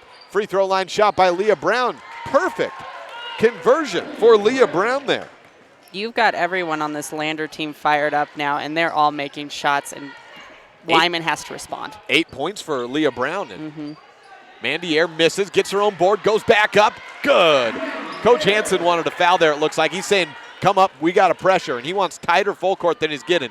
He was not happy with that effort there by Lyman, just slow to get the pressure, and it never really came. You get the bucket, you want to get the steal back, keep the momentum. Coach Hansen is an aggressive guy, and that's how he wants to play basketball. I think chalk that one up to a little bit of youth out there on the court, as we mentioned. The athleticism we have, just 1 senior, 2 sophomores, and 2 freshmen. 5:43 left, fourth quarter. 35-27 the score on the Benedict's Market and True Value board. Mandy Ayer with 8 points, Leah Brown with 8 for Lander. Leah trying to get into double digits, takes a corner shot just inside the 3-point line from the wing. Rolled out of bounds, last touch by Lander. Back to Lyman. Hansen checks in for Bell. Ryan Bell with 2 points in the game, but she had some good. No, she stays in. Leah Brown comes out. They'll keep Bell out there, and I can't disagree with Coach Stauffenberg. She's played excellent defense. Oh, she has. She's gotten a couple steals away, 1 away from Bryce, and that's a rare feat to get a steal away from Bryce Hansen on the ball. Top of the key 3 by Hansen, misses long. Bell comes up with the board. I know what they're trying to do, but the shots from distance just haven't been there today. Hansen now, is she 1 for 6? Yeah, she is 1 from 6, and that's try inside, try a little bit closer, do what you can to make a shot now. Stauffenberg tries to force up a scoop shot. The putback, she's fouled. So she misses, gets a rebound, and then tries a little left-handed scoop and gets fouled by Caroline Bradshaw for her 3rd offense. Well, 6 minutes into this game, it was all Lyman, and it looked like Lyman had everything working and would be able to come away with a victory here on their home court. Credit Lander. Yeah. They're the 4th team in the state, and they're showing why. They've got athleticism. Like Lyman, they're a very young team for the most part. They really just rely on a couple of seniors, as does Lyman. Lyman's got a few more seniors, but 2 in the starting lineup today. Stauffenberg makes her first free throw, misses her second, and a foul on Lyman on the loose ball. Picked up by Stauffenberg. Yeah. I think that's just her second, maybe 3rd. Wait for that to come up. It's her second. Just her second, so nothing to really worry about in both teams. 13 fouls for Lander in the game, just 9 for Lyman by my count. So fouls not really an issue in today's game. Caroline Bradshaw, the only player for either side, I think, with 3. Mandy Ayer with the basketball, backing up on the dribble. Ryan Bell has 3 fouls, too. Oh, there you go. Out to the left side, Caroline to Mandy at the top of the key. 4.5 minutes to go, and a 9-point lead for Lander. Charlesy collects the pass, drives in, misses, but is headed to the line. She's 0 for 3 today. We mentioned fourth quarter free throws have to go in, but Mandy Ayer in the first quarter is the last player to hit a free throw for Lyman. They are 2 of 9 as a team. Well, credit Chelsea. Time is running out. You've got to start scoring. You've got to create something. And even though she didn't make the shot, she was able to go to the free throw line, and hopefully she can hit her second one. Misses the first free throw. 36-27 on the Benedict's Market and True Value board. Second shot up and no good. 2 of 11.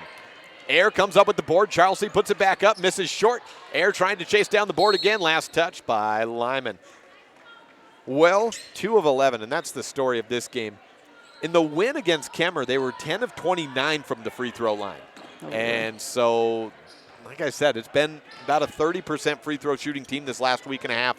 After they were working on that and getting that average up, it's dropped down again and probably will be sitting at about 50% after today's contest. Maybe not because they don't have the largest sample size, but it's trending that way. Boyce turns around in the lane, misses. Ferris and Hansen go up for the board. Fouled by Bryce is Roni Ferris. Is that Bryce's second or third? I have that as Bryce's third. Yep. Roni Ferris on the year, second on the team in scoring at 10 points per game. She's hit 2 3-pointers. That puts her 13 on the season. Bell takes the inbound, loses control of her feet, and Caroline comes away with the steal. Mandy Ayer on the wing, drives in, goes past the basketball at the free throw line, misses the layup. Rebound picked up by Boyce. She's on the run for Lander. From left to right, Caroline pokes it out of bounds, stays with Lander.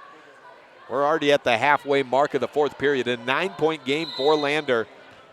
And a timeout taken by Coach Cyril Stauffenberg. We'll take it with them.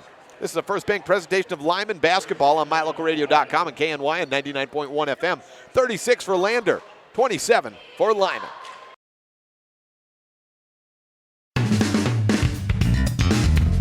Meet the service and parts department staff at Auto Farm Chevrolet. We work on almost every type of vehicle, foreign and domestic. We also sell parts and accessories for almost all makes and models. Our staff is friendly and well trained, and we are here to serve you. Open Monday through Friday beginning at 7:30 a.m. We invite you to Auto Farm Chevrolet for all your parts and for all your service needs. 624 Front Street, Evanston. We're a community-driven dealer.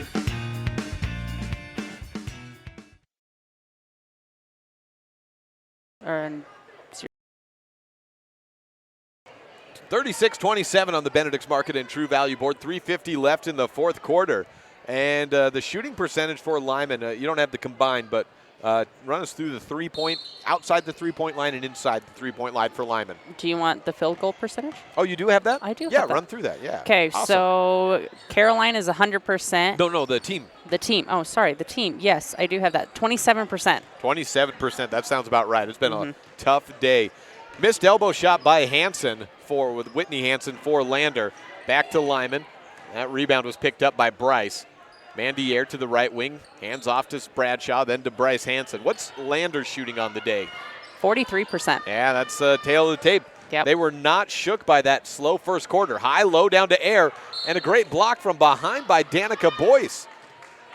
That was a good block. She swiped at it, and no foul called there. I will say these refs are letting them play today, but I think that was all ball as well. Baseline inbound, Mandy Ayer on the inbound. Tosses up to Hansen. She'll take it against Whitney Hansen. Tries to draw a little contact. Cannot, put back by Ayer. Puts her at the free throw line. And credit to Mandy. She's really gotten in there and started to get rebounds. She started to box out, looking where the ball's going to go if it doesn't go in, and being there to put it back up. Well, we have another game of Lander coming up on Saturday. Mandy Ayer misses. We're 2 of 12 from the free throw line today for Lyman.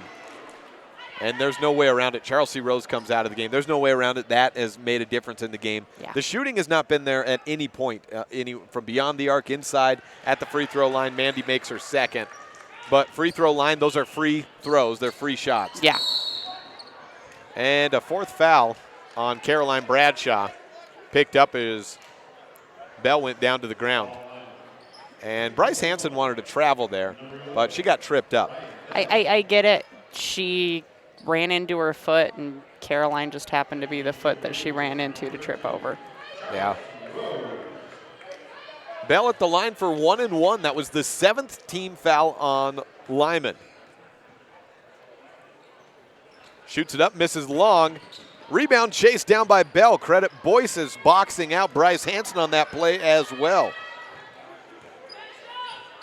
I think Madison Harris, can get in there and she can be aggressive, but I would have liked to have seen her be a little more aggressive in going after that ball and not just giving up on it. Scoop shot up and good for Bell Ryan with the layup. She has 4 points today, and the rebounding advantage has definitely gone Lander's way. They have been meeting the ball at the point more so. Wing three pushed in by Bryce Hansen. She makes her second of the game, 38-28, 2:37 left in the fourth period. On a First Bank presentation of Lyman basketball on MyLocalRadio.com and KNYN 99.1 FM becomes 38-31 as Lyman within 7 on the Benedict's Market and True Value Board. Back in 1 minute.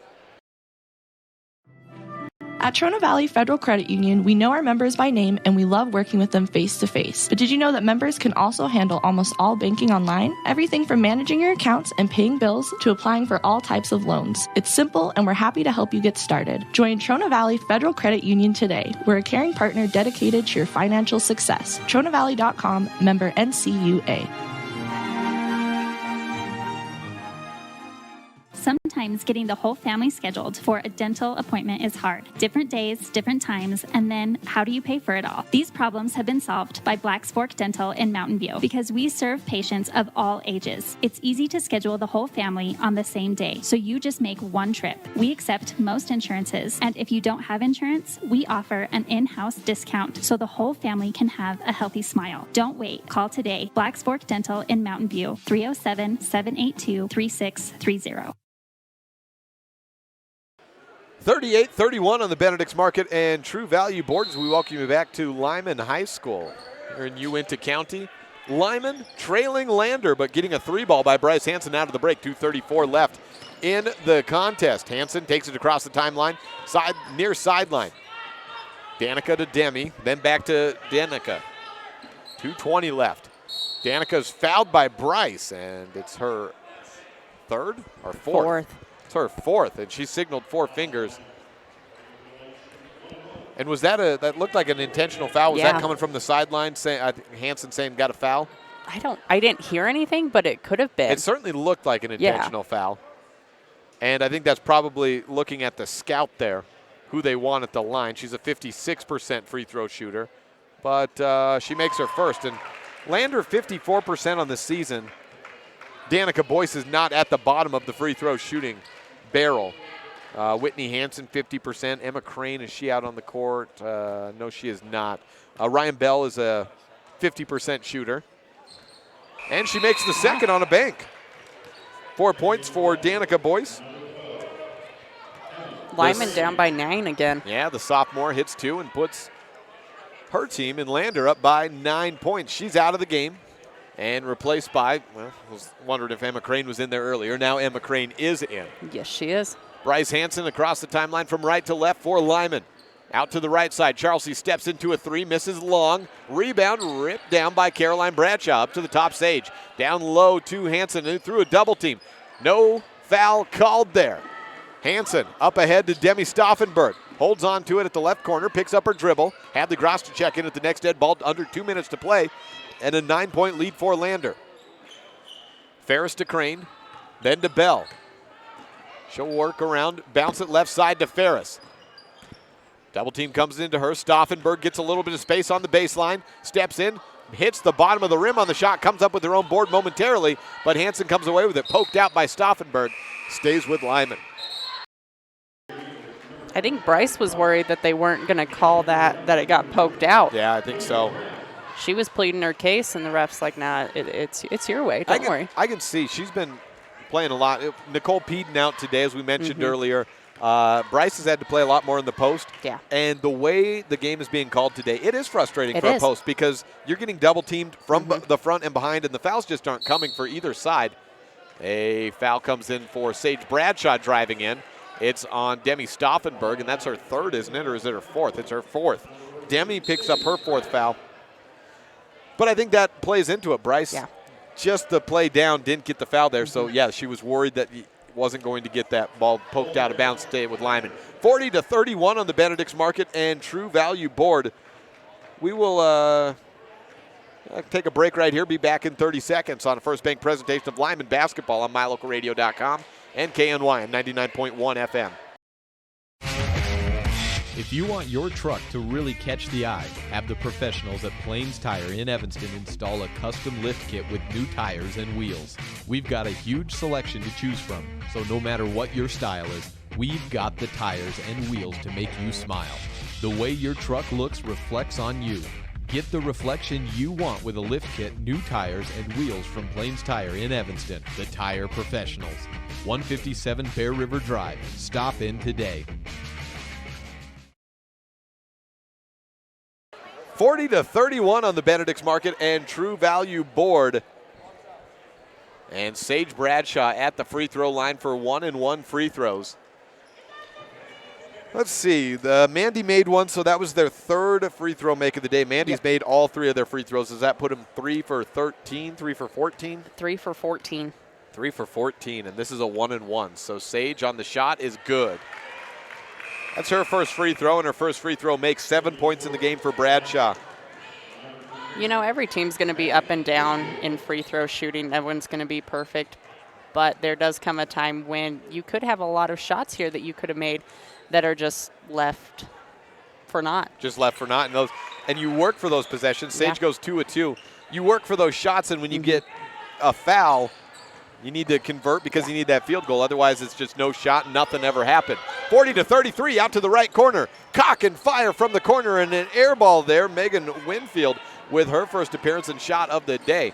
In the transition, Caroline Bradshaw makes it a 5-point game. 67 seconds left to go, and we're down to a 2-possession contest. 6 points for Caroline Bradshaw, and we'll keep it right here at this 30-second timeout. Just like that, Lyman's woken up. They did that briefly in the third quarter. They obviously got off to the great start in the first. This has been a moment of a game of momentary runs for Lyman. Do they have what it takes here? They're down by 5. They need another steal, at least another forced shot, maybe missed free throws. Well, you hope so. This game could have completely changed. I don't know who it was, but someone went up and they grabbed the stomach of Megan Winfield, and I thought it was going to be a foul for sure. But luckily it wasn't called. Caroline was able to go down and get that extra 2 points. Luckily for Lyman, Megan's not feeling so good about it right now.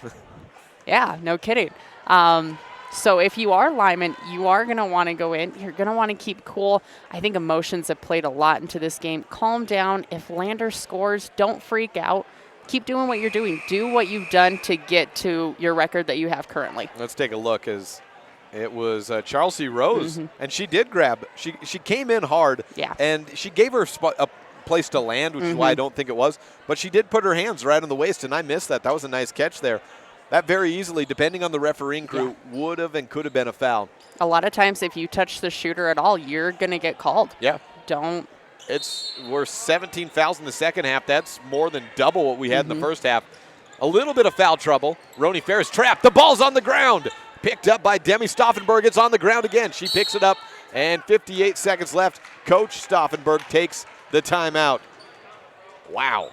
That was close to 2 steals there for Mandy. She turned around. Her eyes got big. Demi was right in the area there. It's a full timeout.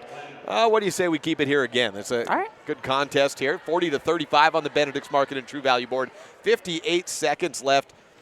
And if you're Lyman and the coaching staff right now, you have to be wondering, where was this sense of urgency the rest of the game? Well, I think that's where emotions play into it, that you start to get down when Lander gets on a little bit of a run. And credit to Lander that they didn't do that they're not letting their emotions of, oh, you know what, I'm tired, or, oh, I'm sick, get in the mindset that this is a basketball game and it is important. And to stay focused on getting those shots, taking good shots, and not just something that's kind of open but not great. This is a contest that, you know, right now on the western side, you've got Warland, Mountain View at the top. And then Lander is ranked number 4, and Lyman's ranked number 5. Now, the number 3 spot, or excuse me, it's 2-3. Mountain View's number 2, Warland's 3. I was thinking on the west side. Douglas is number 1 over on the east, but the rest of the teams are all from the west. So that's to say, these 4 teams, 2 from Uintah County, and then Lander and Warland closer together. This is what it could come down to. Championship, 3rd, 4th place games. I think these 4 teams and these 2, They could be playing for a championship, or they could be playing for third and fourth. Either way, we're going to see another matchup between these two, I think, come regional tournament time. I would say so. And then if you are either Lander or Lyman, what can you learn? What can you take away from this game? Hey, how about that, Mandy? Yeah. She double cupped the basketball and threw it back down. And Ryan Bell trying to inbound once again. Intimidating. Air keeping the arms out and long. Throws it up over the head of Bradshaw, and Brown puts it down for the layup. Nice pass and recovery by Bell after getting the wholesale rejection by Mandier on the last attempt. So Brown up to 10 points in the game. Hadley Gross in the paint, 36 seconds. Hey, hook shot, nice good for hook Hadley shot. Gross. We've been saying, I love the way Hadley plays. She plays with a lot of intensity, emotion, and hustle. Her shot hasn't been there, but at this moment, it was. We got another full timeout. I suppose we should take a break here finally. Get our sponsors in. 42-37 on the Benedict's Market and True Value board. This is the First Bank presentation of Lyman basketball, trailing Lander by 5 on MyLocalRadio.com and KNYN 99.1 FM. Hi, this is Chase Sawyer with Sawyer Disaster Cleanup and Construction. Our company has helped thousands of people put their homes, businesses, and lives back together after a fire, flood, storm, or other disastrous event. We work with all insurance companies, and we work for you by being professional, fair, and honest. Our certified technicians are trained in every aspect of restoration, so we can complete each project in a fast and satisfactory way. Call us today, 307-741-7000. Sawyer Disaster Cleanup and Construction. 42-37 on the Benedict's Market and True Value board. Lander on top of Lyman, and we've harped on the free throw mishaps for Lyman all day today. They missed 11. We just said if they'd even made half of those right now, it's a tie game. Instead, Lander with a 5-point lead, 34.3 seconds to go in the fourth quarter. Inbound and tied up. Hadley Gross ripped it away. She was fouled and headed to the line. Just we're talking about Hadley Gross. She had the turnaround hook shot, but prior to the timeout, she comes away with a steal and then gets fouled. And Coach Stauffenberg is having some words with his players, trying to get them organized. Gross makes the first, and she is not a high percentage shooter from the line, so kudos to her getting that one in. On the season, Hadley, 29% from the free throw line. Well, you know what? If it comes down to crunch time, you got to make them now. And Lyman's made 4 free throws in the fourth quarter. They've missed 4 as well. Missing the second. 4-point game, 42-38. A jump ball called, gives it back to Lyman. Was that Rose? And I know it was Roni Ferris tied up there. I didn't see who the Lyman player was for it. Either way, everything is coming up Lyman right now, and they have the inbound. Bryce Hansen tosses to Air. She takes one step, and Demi Stauffenberg came away with a steal. We got a jump ball again. That'll give it back to Lander. Hansen and Leah Brown were tied up. Oh, really? Full court press. 26 seconds left. 42-38. Lander on top. Pass up to Stauffenberg. She'll tip it back to Hansen. Then to Bell. High dribble and a blocking foul. That's closes Caroline's the book fifth. on Caroline Bradshaw. Hadley Gross comes in for her.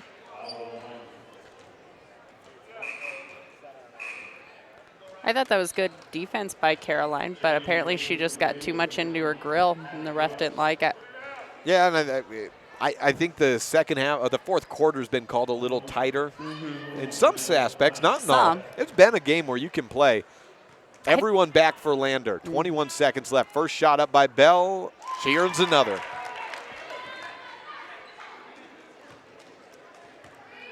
Let's see. 5 points for Bell in the game. 21 seconds left. You make it here, it's a 6-point game. She misses. Bryce Hansen takes it, turns around, and starts to jog quickly forward. Stop and pop, deep wing three, misses. Rebound picked up by Bell. She'll bounce pass it up to head to Hansen, then back to Bell. Clock's ticking. It's good, and that should close the book right there. A foul for Hansen. She's out of the game. And Bryce took the three-pointer. Yeah. You needed to get a shot quickly one way or another, whether you needed the three then or whatever. You needed a shot, and once it didn't go and Lander got the board, that pretty much ended it. A two-possession game. Bell back to the free throw line. And a good contribution all the way around, and free throws were made on Lander's side. What's the percentage on them today? They are sitting at 47%. Well, they made them better, I guess. 1, 2, 3, 4, 5, 6, 7, 8, 9, 10.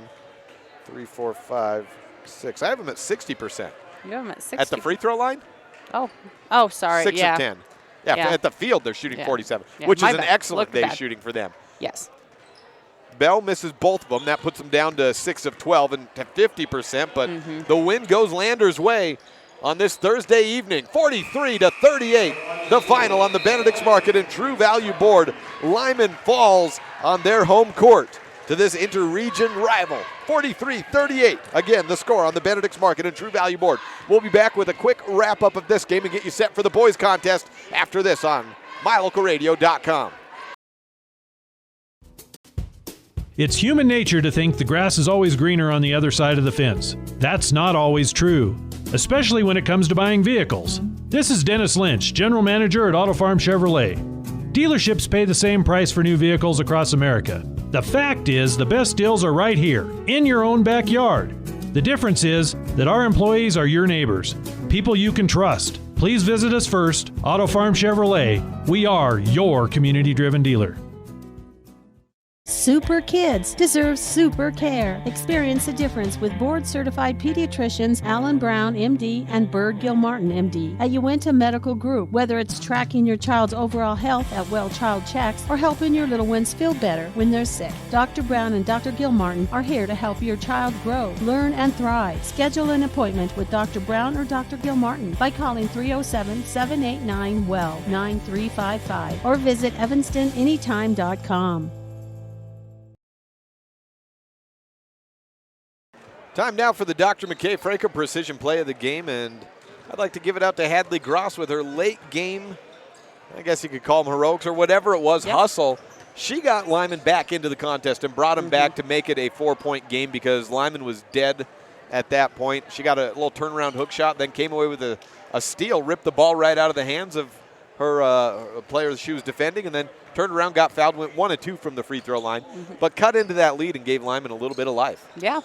Dr. McKay Franco bringing you precision plays of the game and scorers. Bryce Hansen leads the way for Lyman with 10 points, 8 by Sage Bradshaw, 9 for Mandy Ayers, 6 by Caroline Bradshaw, 2 for Charles C. Rose, and 3 for Hadley Gross. On the Lander side, Roni Ferris runs away with the lead, 16 points, 10 by Leah Brown, 8 by Demi Stauffenberg, 5 from Ryan Bell, and Danica Boyce with 4. A great shooting night for Lander. 47% on the day. Lyman about 20 points below that, though. Yeah, they are. So shooting from the field, Lyman ended up at 23%, whereas Lander ended up at 45%. When you break it down a little bit further, Lyman is sitting from the 2. They're sitting at 43% and 13% from 3. 33% from the line. They ended with 14 turnovers, 19 rebounds, 13 steals, and a block. Lander ended the night with 50% from 2, 27% from 3. They ended with 50% from the line. They had 19 turnovers, 18 rebounds, 6 steals in the end, and 2 blocks. Well, Lander comes away. Great shooting night. The boys coming up next, 7.5 minutes before the start of that contest. We will take a break, then come back with Stuart Mullins to hear about his Lander boys as we get set for Lyman Lander next on a First Bank presentation of Lyman basketball on KNYN 99.1 FM and online at MyLocalRadio.com. Hi, this is Chase Sawyer with Sawyer Disaster Cleanup and Construction. In addition to our cleanup and restoration services, we also offer new construction and remodeling. We can help with a newer kitchen, bathroom, a garage, deck, or a new addition to your home. We provide accurate, itemized estimates with no hidden fees or extra charges, and we complete each job to 100% of your satisfaction. Call us today at 307-741-7000. Sawyer Disaster Cleanup and Construction. When you have any mechanical problems, always think of Reese Auto Service in Lyman first. Doug and the mechanics at Reese Auto Service work on everything from your lawnmower and snowblower to cars, trucks, farm and ranch equipment, and semis. You can also get tires for anything you need at Reese Auto Service. Always visit Reese first. You'll get great pricing and quality-friendly service. Reese Auto Service, 541 Highway 413, Lyman.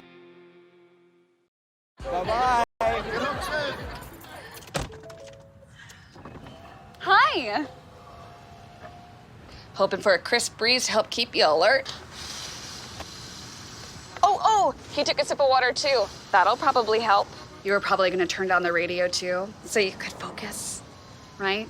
Probably okay isn't okay. Right. If you see a warning sign, stop and call a cab, a car, or a friend. I think the water line is what really drove it home. I blew on him.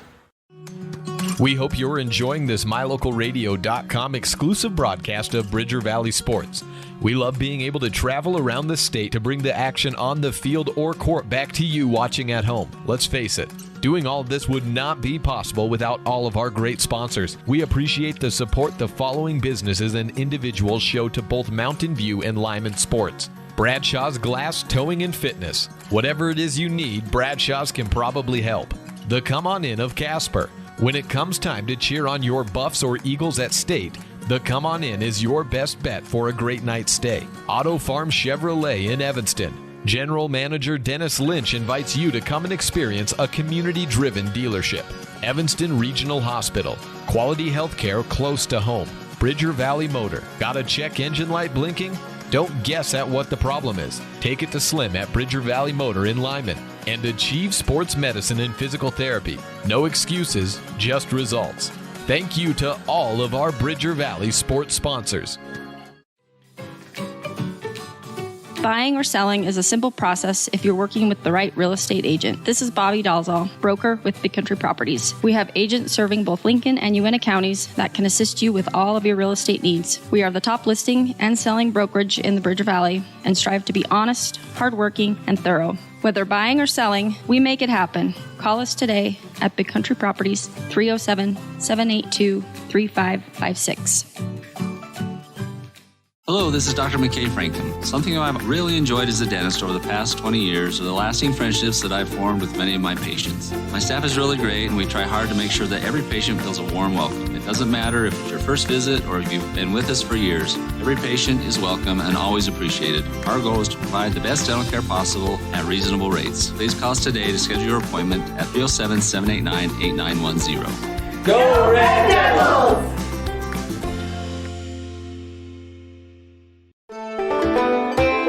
With MyLocalRadio.com, you get to stay up to date with Lyman and Mountain View sports by watching all of the games live in the convenience of your own home. Now you get to keep up with your coaches, athletes, and teachers throughout the week with the Bridger Valley Coaches Corner. Weekdays during the school year, the Bridger Valley Coaches Corner will run on KNYN 99.1 FM at 3 p.m. and keep you up to date with the most interesting storylines from Lyman and Mountain View in football, volleyball, basketball, swimming, running, golf, and more. We'll also check in with different students and teachers from the two schools throughout the year. 3 p.m. Monday through Friday on KNYN 99.1 FM is the Bridger Valley Coaches Show presented by MyLocalRadio.com. Stay connected. Because of you, I felt hopeless. I know it was a joke, but it still hurt me. Because of you, I felt wanted and not alone in this world. Because you said hi to me on the first day of school, I felt included and I knew that I was going to be okay.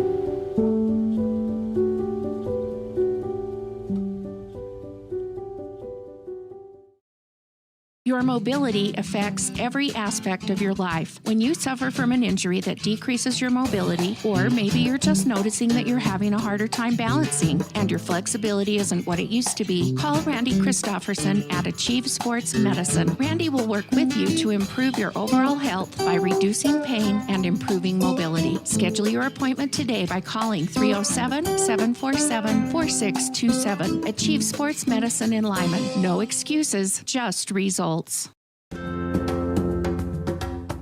Do you like following your Mountain View and Lyman athletics when you can't make it to the game? Well, we love bringing it to you. Hi, I'm Jake Hibbard, voice of the Mountain View Buffaloes and Lyman Eagles, and I've been traveling around the state of Wyoming and covering high school sports for the better part of a decade. Whether it's covering a big culminating event at the Casper Event Center. Stuart Mullins joins me with the Landers boys basketball program. I get to see you twice this week. And coming off a state championship, you got to bring a lot of talent back.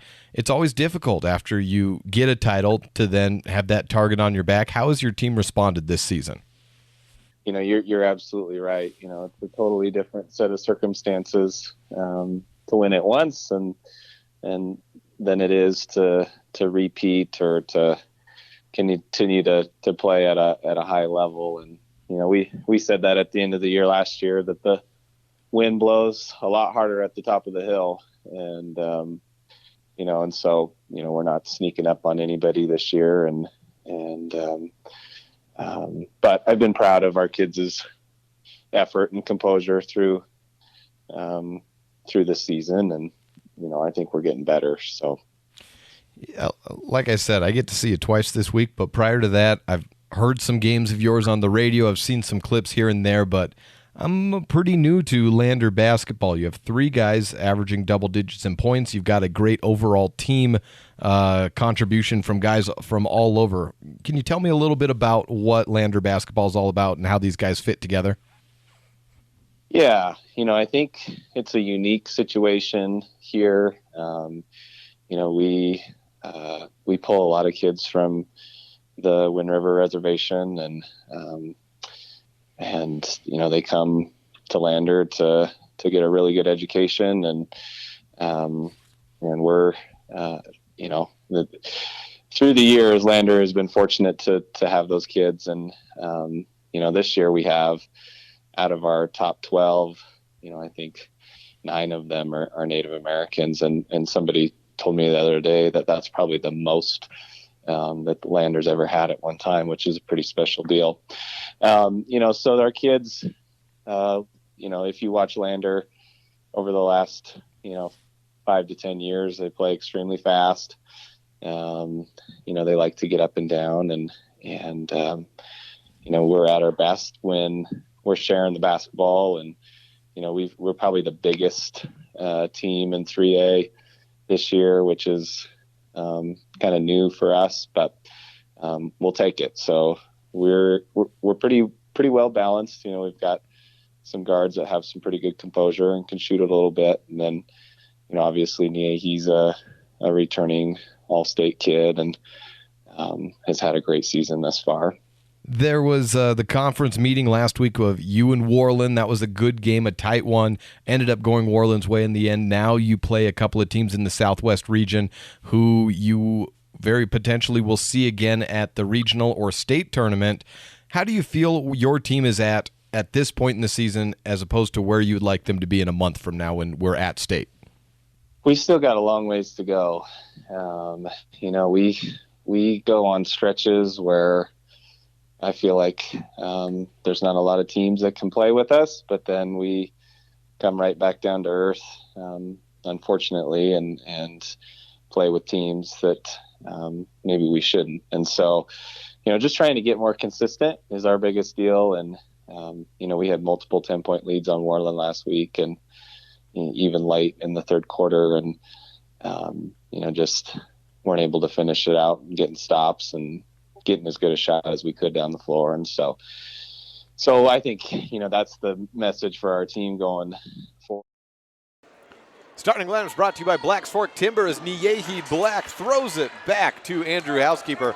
Got about half court. Looked like he was trying to get a quick bucket for maybe Brian St. Clair in the area. Preston Brewer at the top of the key. To the left side, Carter Smith. We'll give you the starters for both teams momentarily. Smith takes a 3 from the wing.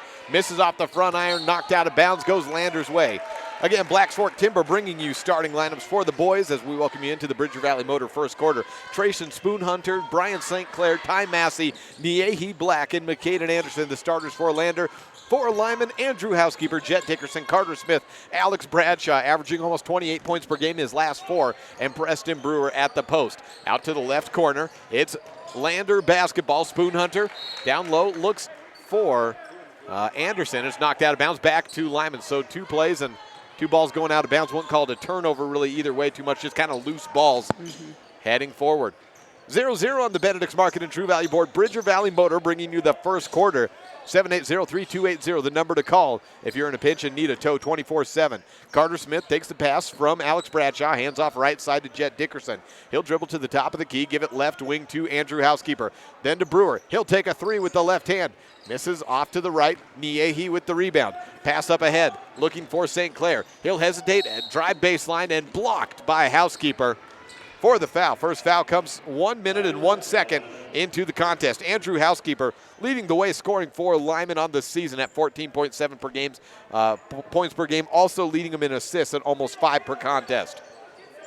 Toss up high. It's St. Clair passing over wrong guy. I was looking at, Ty Massey. Shot missed, and Anderson and Brewer battling for the board. Up to Housekeeper, then to Bradshaw. The layup is good, and Lyman scores first. On the Benedict's Market and True Value board, we wondered out loud how the rebounding would go. While one play in, Preston Brewer just absolutely sacrificed his body. Yeah. Didn't come up with the rebound, but knocked McCaden Anderson out of the way. 2-0, and Lyman with the lead on defense here. Massey pulls and fires from three, misses at the wing. Jet Dickerson with the board. He slows up after crossing half court. Dribble through the legs, then to Andrew Housekeeper. Again, Bridger Valley Motor bringing you the first quarter. St. Clair reaches in on Housekeeper. Andrew was good to collect and protect the ball. The foul against Lander is there first. One foul for Housekeeper, one foul for St. Clair. Inbound to Housekeeper, then to Carter Smith. 6:10 left in the first period, brought to you by Bridger Valley Motor. Smith to the left side, Housekeeper open for the three. He takes it and drops it in. Cool and collected early on. Andrew Housekeeper looking good out of the gates. Oh, yeah, that was a pretty shot. Massey, bounce pass down low to Anderson. One dribble against Anderson, that being against Carter Smith, and 2 shots signaled. Carter Smith called for the foul, the junior, 5'9". He's kind of a wing player, plays a little bit in the post as well.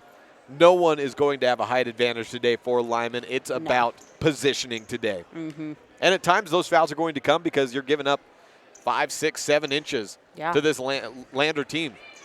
McCaden Anderson misses his first free throw.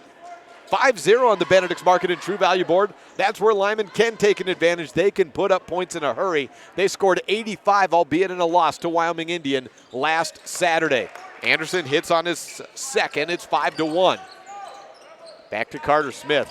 And look at this. We've seen Carter playing at the center a lot here, and Jet Dickerson handling. They're almost playing Andrew off the ball to start this game. It's worked so far, and I don't mind it. It looks nice so far. McCoy Smith and Braxton Bradshaw check in, and that's an early exit for Preston Brewer and Alex Bradshaw. I don't know if they're maybe getting this bug that's going around that you want to keep them fresh. I don't know. Usually you see at least Brewer stay in. Yeah. Maybe see, I don't know. We'll see. So far it's worked. 5-1 the score on the Benedict's Market and True Value board. Handoff from Carter to McCoy. He drives in, elbow out to the right side. Andrew for a triple, misses short. McCoy tries to grab the board. He had it. It's out of bounds. And Ozady, he's into the game. He snuck into the game without me noticing. Ozady O'Neal is in, and he bumped the ball out of bounds out of the hands of McCoy, but it was last touched by Smith. Running with it. Ozady controls it at the right wing. Housekeeper straight up and down defense, but Ozady can sky right above that. There's nothing you can do about that. He's 6'3" with some long arms, and he's got good positioning as well. He's got some strength to go with it as well. Yeah. Andrew Housekeeper, no slouch either.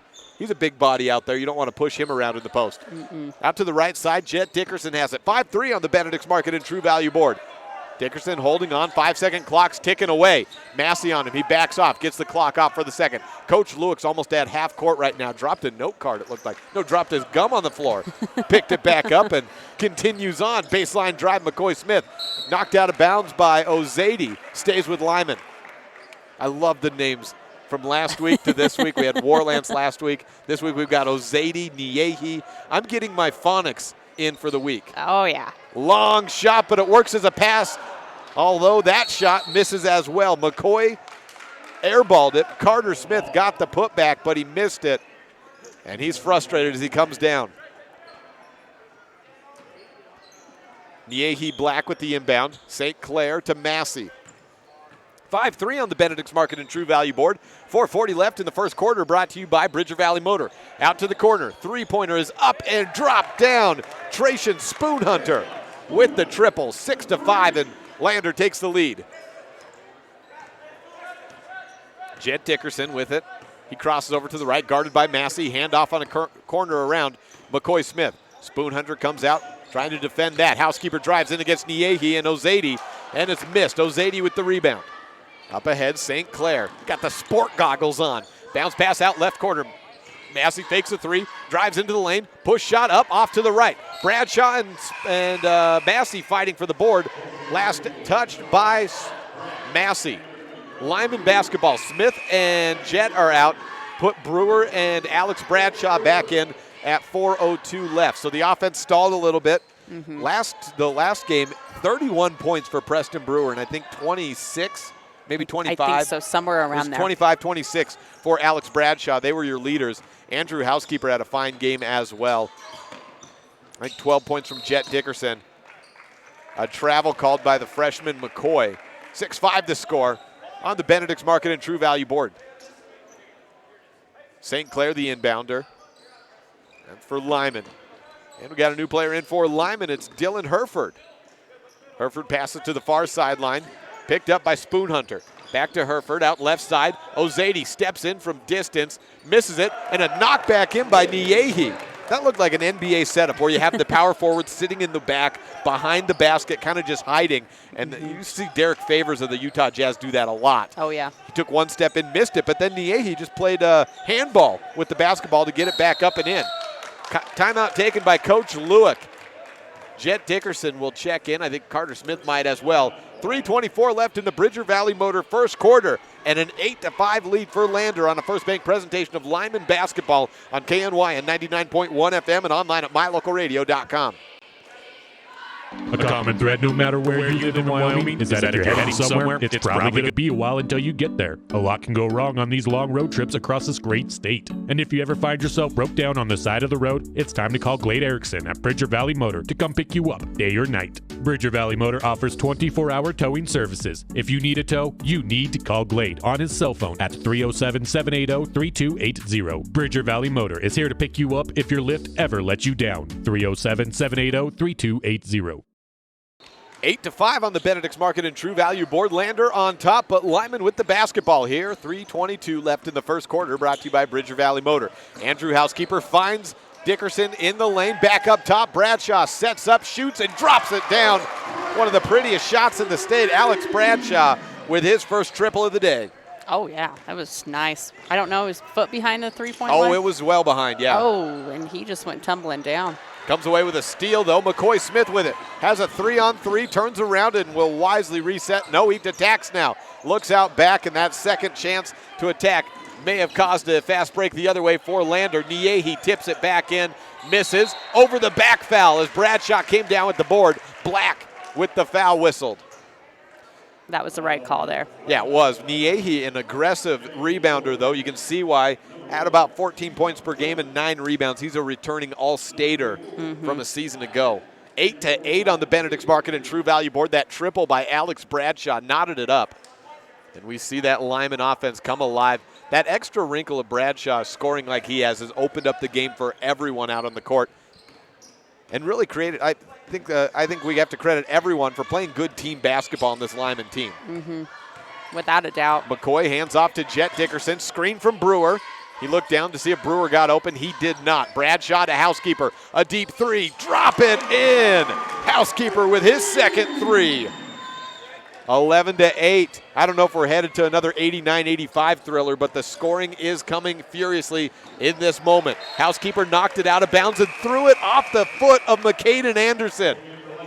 Look at the moves by Andrew going right now. He's on fire. He checks out, and Carter Smith comes in, and you're going to have to do this. Coach Luke knows he runs the pace fast. Guys come in 2 minutes, and it's better to have a guy come in for 2 minutes, sit for 1, come out for 2, than wear him out at this frantic pace of trying to play him 5-6 minutes in the opening quarter. Yeah. Everyone will sit, it looks like, for Lyman. To the left corner. To Dickerson. A corner three is up and just rolls out. Ozady comes down with the rebound. Massey up to the middle. To the free throw line, hesitation, crossover, shots up and good, but the charge is called. Dylan Herford ran into the defense, and it spins around Lyman's way. Carter Smith will inbound, won't he? Yeah, he will. I didn't see who was the player sitting to get that charge. 1:47 left in the Bridger Valley Motor first quarter. 11-8 on the Benedict's Market and True Value board. Behind the back dribble by Dickerson, then to the left wing. Carter Smith looking for someone, gets a screen and roll down for Brewer. Catch in the air, turn around, Brewer pushes it up, hard off the glass. And the rebound pulled down by Ozady. Up ahead we have Tisso Gwynna. He goes coast to coast, just misses, but a whistle blown and 2 foul shots. Coming up for Gwynna.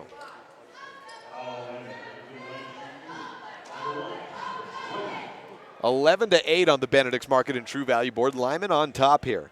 Tisso, a 50% free throw shooter and just 12 shot attempts. That's Alex's first. That's going to be something that they need to keep an eye on. He's gotten into foul trouble here and there, but if he picks up a second, he's not going to play much of the rest of the quarter, really, or the next quarter. They're very careful with the sophomore of not getting him into foul trouble so they can bring him in for a shot here and there whenever they may need it the most. Gwynno misses his first and second, so a note for 2 trip. Rebound Preston Brewer. Andrew Housekeeper with the basketball. Walks across the jump circle. 11-8, Lyman leads on the Benedict's Market and True Value board. Brewer, right wing to Smith, then to Dickerson. Housekeeper has 2 triples in the quarter. Carter Smith takes the pass from Andrew, misses it. Andrew gets the board over Tisso in the lane, he misses. Rebound for Herford. He's trapped over on the sideline, bounce passes over to the right side. Massey. And Bradshaw nearly picked up his second foul there. Tisso with it on the left wing. 45 seconds left in the quarter. 3-point lead for Lyman. Herford on the right wing looking for a passing made. Has Tisso on the opposite side. Drives in against Brewer. Straight up and down defense. Massey takes the pass. Makes it. And the shot is called on the ground. I didn't see much contact there. It looked like hip to hip for the most part. Quinny, what's the call there? Oh, he can't see me. He was willing to give us some referee commentary on those. I was going to ask him, what's the call there? But that's Andrew's second. That picks up. That's a big one there. Andrew is not on the court. So he just came off. Oh, he just came off. He was replaced by McCoy. I was going to say, that's even a bigger storyline. He picked up his second, not in the game. Tisso takes it at the left corner. 27 seconds left. 11-8 the score on the Benedict's Market and True Value board. Herford on the right wing for Lander. Moving from right to left. Black jerseys for Lander. Home whites for the left side. Massey with the 3. Home side white jerseys for Lyman. Ty Massey ties it up. 11 all on the Benedict's Market and True Value board. 9 seconds left. Jet Dickerson has the basketball. Passes to Smith. He takes a deep 3. Well short, though. Brewer comes up with the board, but he's called for an over-the-back foul. That's very similar to the foul that Niehi got called for that put him down on the ground. I look over. Is he changing his jerseys? Yes, he is. Took it off for some reason. We don't have a shot of that. I don't think that's appropriate that's okay. if we do. No, that's all right. Yeah. I just looked over to see if he was on the bench, and there he was without a jersey. Massey, 2 seconds left at the top of the key, double dribbled, so no shot. 0.9 on the clock, Lyman basketball, time for a catch and shoot. Or if you're here at the Lyman Evanston game, time for a catch, a pass, another pass, 2 dribbles, and then a shot. It was in time. The Lyman Evanston game? No, it was not. The girls' game, that shot was in 3 seconds late. If you're talking about Dawson Croft's shot, no, that was in time. We went back, checked the tape. No shot at the end of the quarter. 11-11 at the Benedict's Market and True Value board. Second quarter will be brought to you by Reese Auto Service on this First Bank presentation of Lyman basketball on KNYN 99.1 FM and mylocalradio.com. Folks have many reasons to visit Casper, Wyoming every year, whether it's work, high school sports and activities, a romantic getaway, or business meetings. The best place to stay when you're in Casper is the Come On In Hotel and Suites. A beautiful log hotel offers 5 hot tubs, a pool, fitness center, and a fabulous indoor atrium. You can also reserve meeting rooms for your next event, and each stay includes an extended continental breakfast. Reserve your rooms today at the Come On In Hotel and Suites in Casper, Wyoming. Call 307-472-6300. It's human nature to think the grass is always greener on the other side of the fence. That's not always true, especially when it comes to buying vehicles. This is Dennis Lynch, General Manager at Auto Farm Chevrolet. Dealerships pay the same price for new vehicles across America. The fact is, the best deals are right here, in your own backyard. The difference is that our employees are your neighbors, people you can trust. Please visit us first, Auto Farm Chevrolet. We are your community-driven dealer. Second quarter brought to you by Reese Auto Service. Any engine, large or small, Reese is there for you to get it working right. You got a lawnmower engine, Kate? I don't, actually. Well, he could fix it if you did. You got a large diesel engine? I actually Well, he could fix that, too. All right. When I get him, I will call him. Jet Dickerson has the basketball for Lyman, gives it off to Carter Smith, back to Jet. Jacoby Jones into the game for the first time for Lander. He's wearing number 23. Tall, lanky kid out there. Brewer gets the layup in, and he has such a pretty touch that he has gained over the course of this season inside with very little space to work with. He does. He, a lot of times, takes off several inches off of other players playing in the post, and he can just use his body. Long pass from Housekeeper to Brewer to Bradshaw. It's good. The law firm scores again, 15-11 on the Benedict's Market and True Value board. 7 points for Alex Bradshaw. St. Clair dribbles through a double team at midcourt, out to the right side. Back up shot. Nope. Pass down low to St. Clair. He's got his first 2 of the game. Brian St. Clair makes it 15-13 on the Benedict's Market and True Value board. Dickerson to Bradshaw. Alexson guarded by Spoon Hunter. Flip it from wing to wing on the right side. It's Dickerson then to the top of the key. Housekeeper takes St. Clair to task, drives in, then back outside to Brewer. Niehi drops the ball out of Brewer and then tumbles down, does a somersault. We call that a jump ball or a foul? I think that's a jump ball. You think that's a jump? Oh, that's a jump all day long. I mean, he did a somersault. He didn't jump. They were holding on to the ball, so that's a jump ball. I like that call. No fouls either way. We've already got 9 fouls between the two teams. That was about how many we had the first half of the girls' game. Ball goes loose, and it's picked up by Dickerson. Gives it back to Housekeeper. Left side, Bradshaw open for a 3. Misses front iron. I have never been more surprised than when I see Alex Bradshaw missing an open 3. He's just so automatic out there. A push-off foul. Man, it was off the ball, I even think. That was Tracian Spoon Hunter. Called for the foul there. I think he pushed down Alex. Is that what it was? It was just maybe a moving screen, we call it? Maybe. Yeah. That's if I do it. I call it a good screen. 15-13 on the Benedict's Market and True Value board. Housekeeper going to work against Niehi, and Black stares him down after the rejection. That was a good block. That was a good block. And an intimidating stare. Luckily, Andrew knew to look away. It's like Medusa. You don't want to turn to stone because that was stone cold intimidating. To the left of the hoop, it's a baseline inbound for Brewer. Back to Bradshaw. He's on the wing. Steps through, just finds Housekeeper. Nearly taken away by St. Clair. Playing the passing lanes. Back to Bradshaw. Backs up. 6 minutes to go in the Reese Auto Service second period. Up top, it's Housekeeper with the basketball. Right side to Dickerson. 13 points for Lander. 15. Double clutch shot. Good for Carter Smith. Nice move by the 5'9 junior. That was a great move by him. That was awesome. He used the double clutch there to get the guy up in the air and then down, and then he pushed right through. Popped it back up. Missed shot on the other side. Bradshaw trying to find Brewer. It's out of bounds off of the hands of Sinclair. 17-13 on the Benedict's Market and True Value board. Clock stopped at 5:36 left in the first half.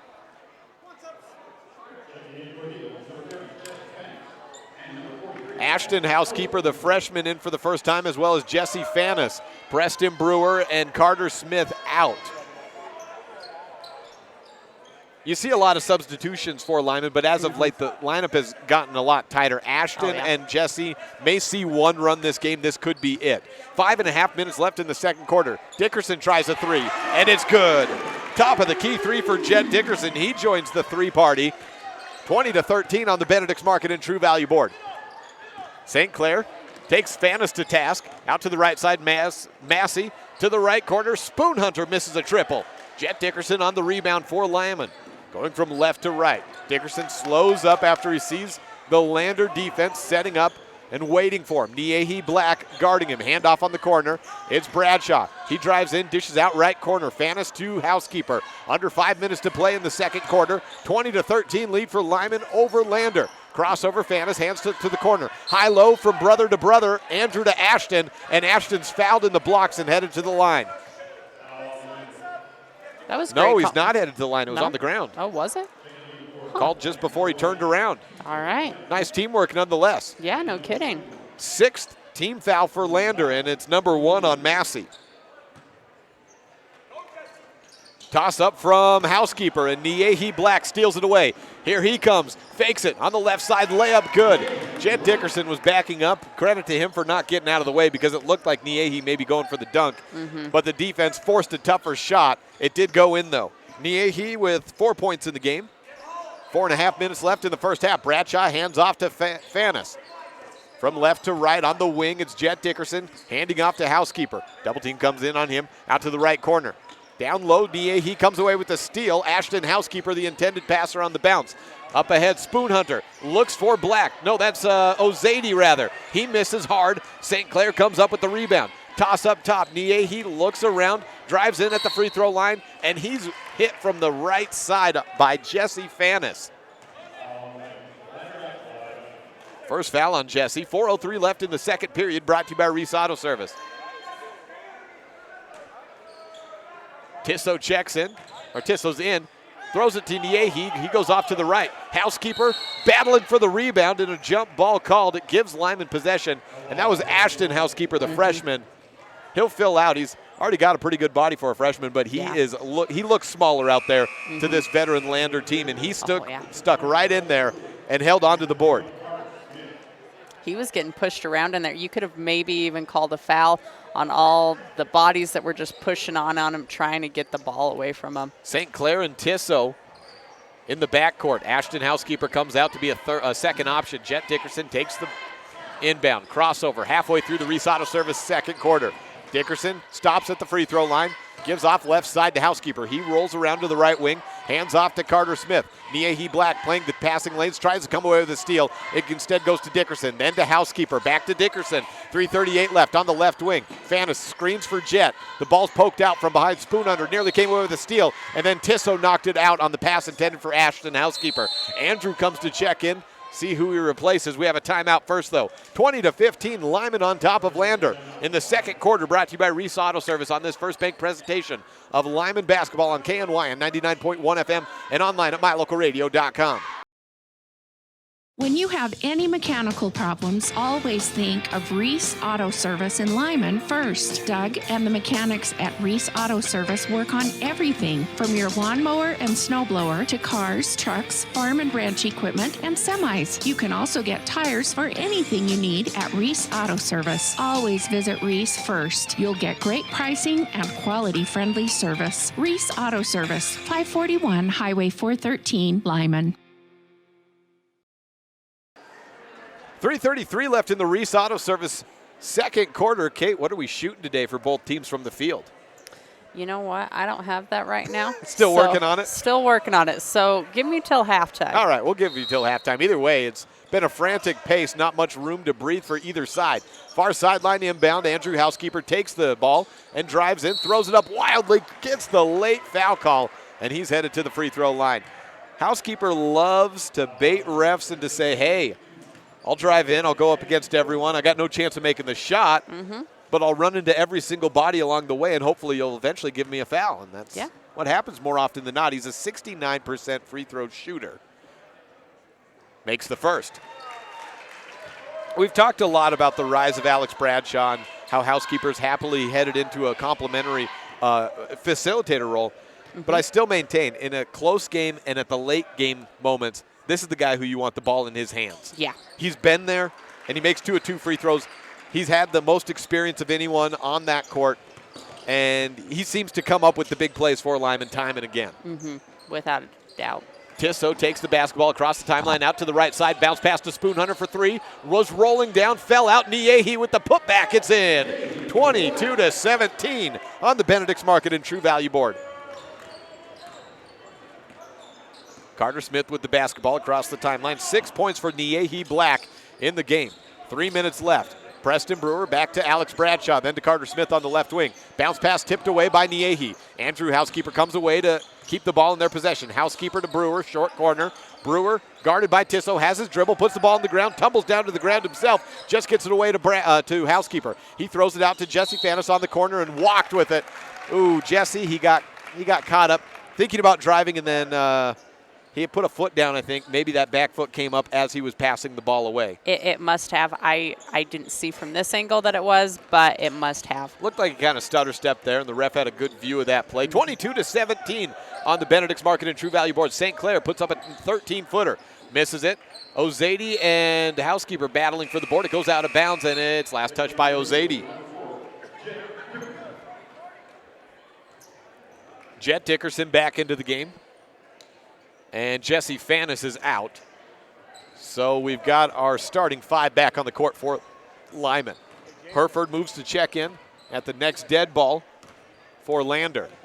Housekeeper with the basketball, turns around, lost control of it, gets it just out to Carter at the top. Dickerson tries a wing 3, made his last one, just grazes the net on this. Bradshaw to Brewer, they save the board, keep it in play. Oh, taken away, but out of bounds back to Lyman, and a tumbling trash can comes down as a result. Collateral damage on that play. Spoon Hunter had the steal, but he just couldn't hold on to it. Carter Smith passes back to Jet Dickerson. Fortunate play for Lyman there. They lead by 5. 2 minutes left in the Reese Auto Service second period, and halftime cannot come soon enough for me, so maybe I can take a breath. Alex Bradshaw with the basketball, hands back to Jet Dickerson. 1:55 left in the quarter. Weaving around at the midline. Housekeeper back to Dickerson.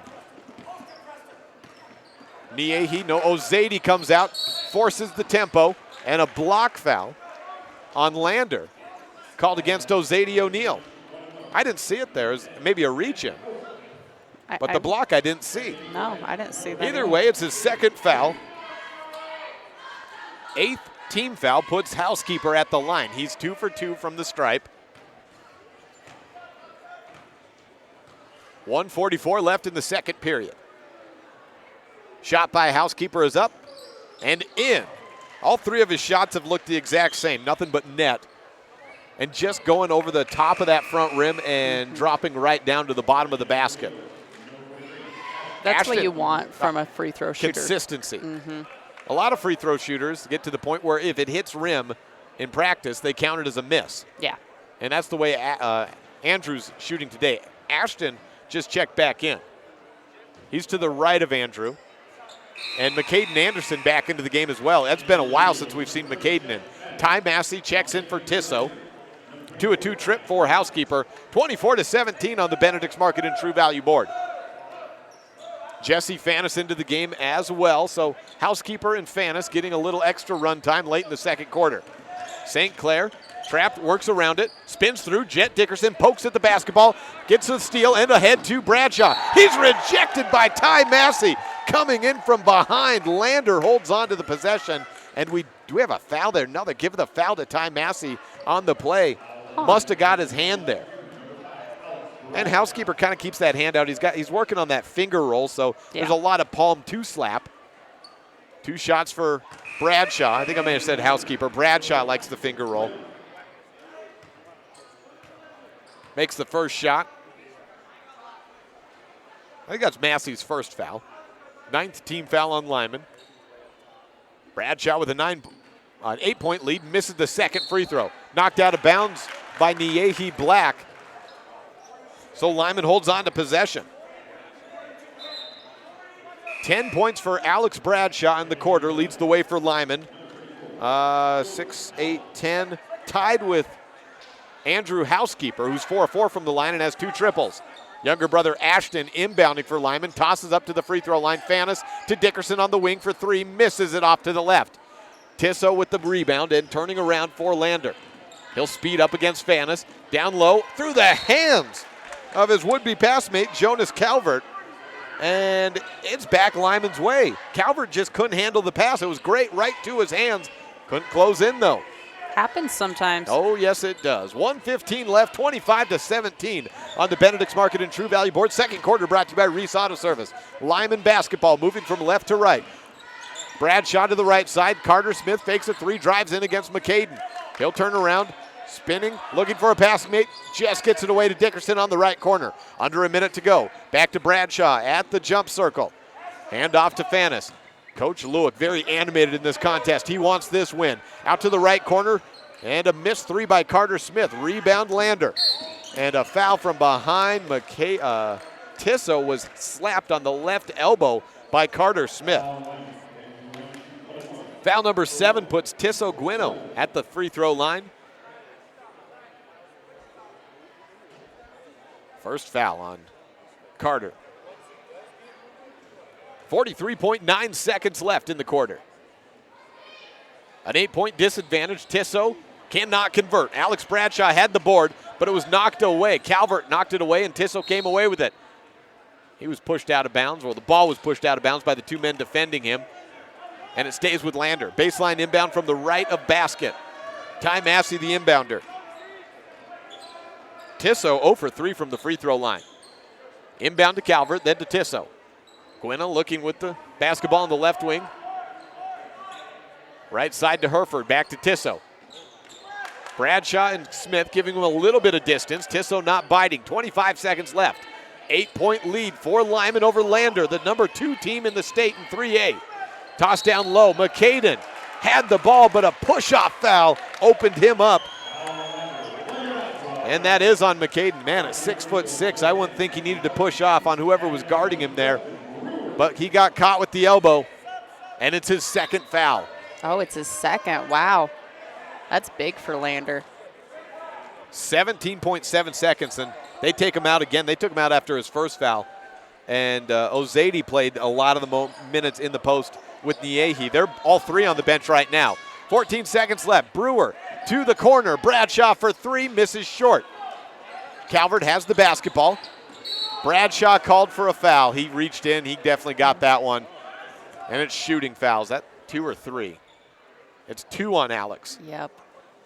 Well, that's not too bad. It's not 3, but he's on notice. Either. He's on notice now. And with 10 points in the quarter, tied with Andrew Housekeeper. This has been a low-scoring first half for Lander's standards. It's like Bob Loblaw. Sure. For any Arrested Development fans out there. Hard thing to say, Lander's standards. Calvert makes his first free throw.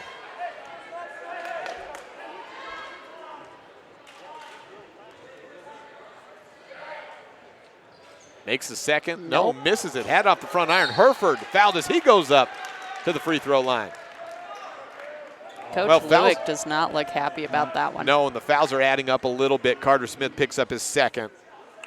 In the last 10 seconds of the game, they pick up 2 fouls. 7-point lead. And the free throw is good by Herford.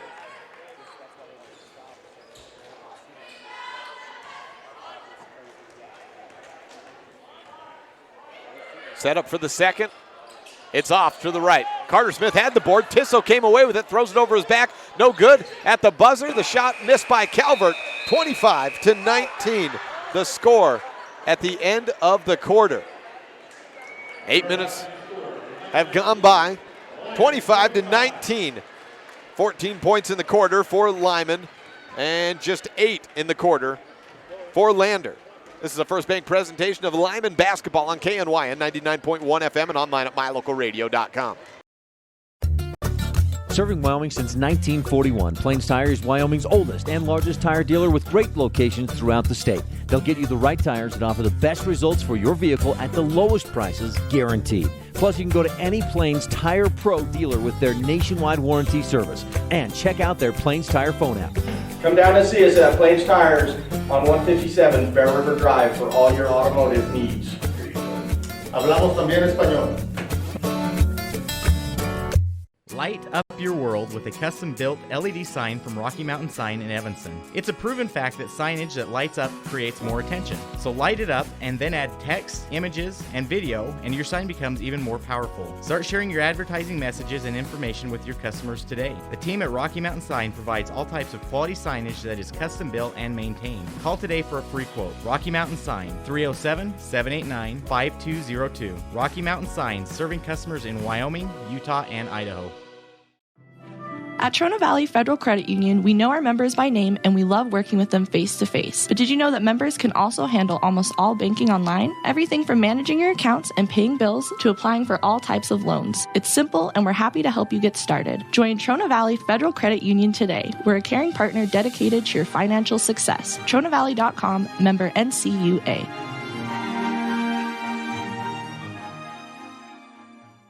When do you schedule doctor appointments? In bed before I fall asleep.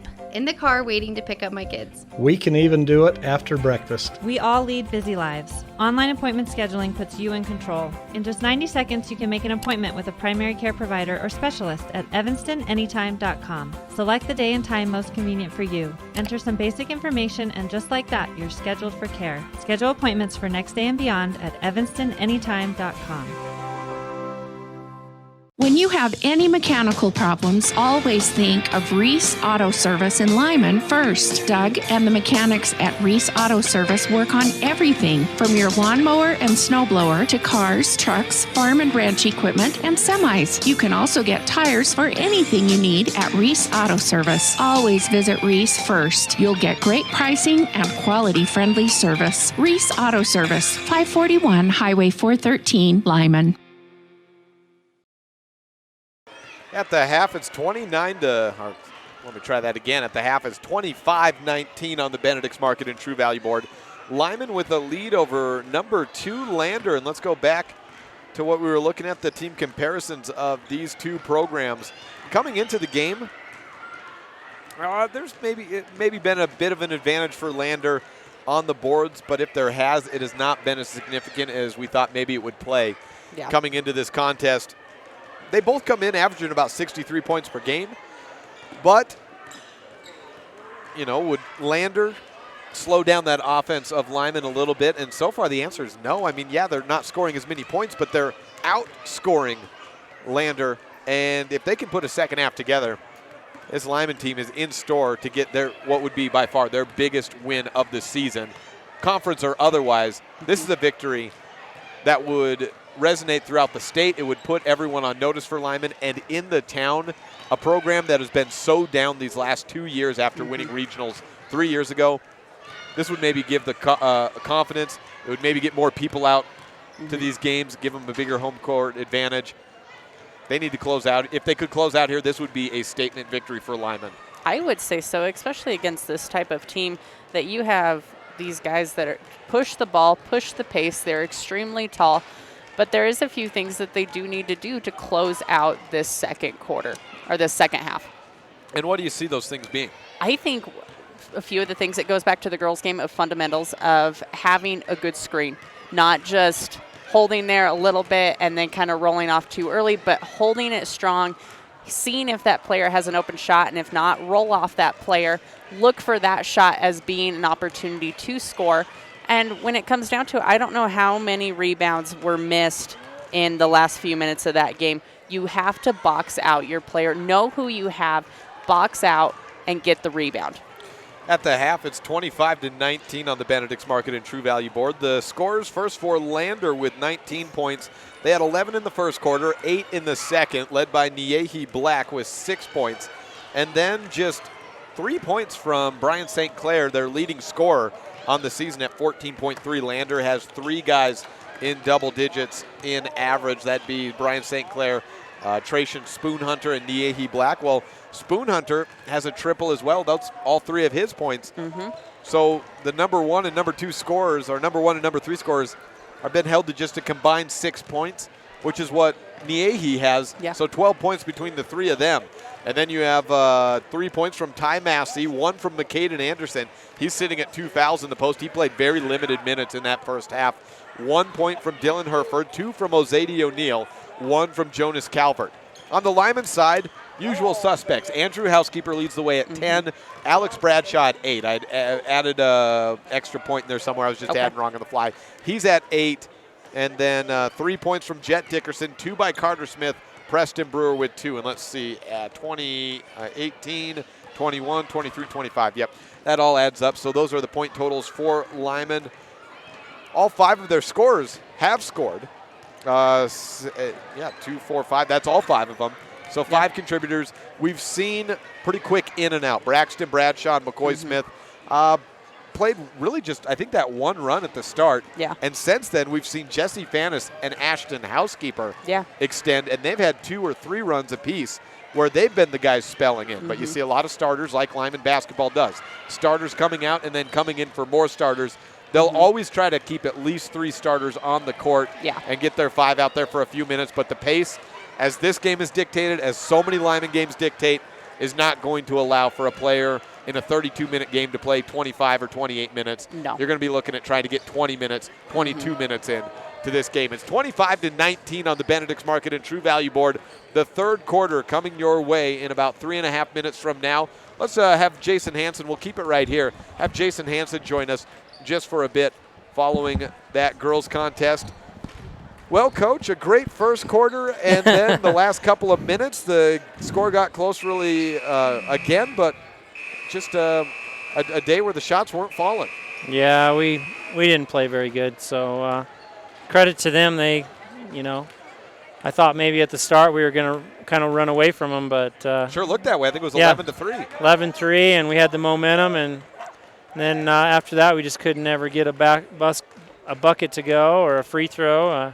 Yeah, I think we shot pretty poor from the free throw line. And yeah, it was, what did we finish at the free throw line? It was the second half you shot, I think, just below 50%. Okay. But it was about 30% for the game, I think, and coming in 20%. Yeah, I think we were about 1 for 10 in the first half. And, when you do that, you let the other team back in it and give them life, and so. Well, we were tracking turnovers because you forced 10 in the first quarter. Right. And gave up 4, and then I think you just had 2 turnovers in the second quarter and forced maybe 3. So it wasn't necessarily your team started turning the ball over. That wasn't the case, but the turnovers did slow down as Lander got a little more used to the defense. Right. It really just came down to shots not falling, whether it was at the free throw line from beyond the arc or inside. Yeah, and we didn't play with very good energy tonight, and I told the girls, that was our worst energy night, and I guess the positive was we were still in the game with, cut it down to 5. Cut it to 5, and there was a couple plays there at this, end that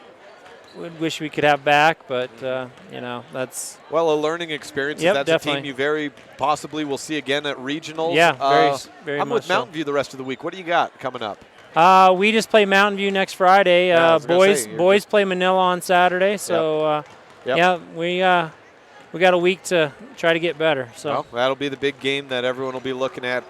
Coach, thanks for coming up, and good luck heading forward. All right, thank you. Appreciate it. Take now a quick break. 1 minute before the start of the third period. 25-19, Lyman over Lander.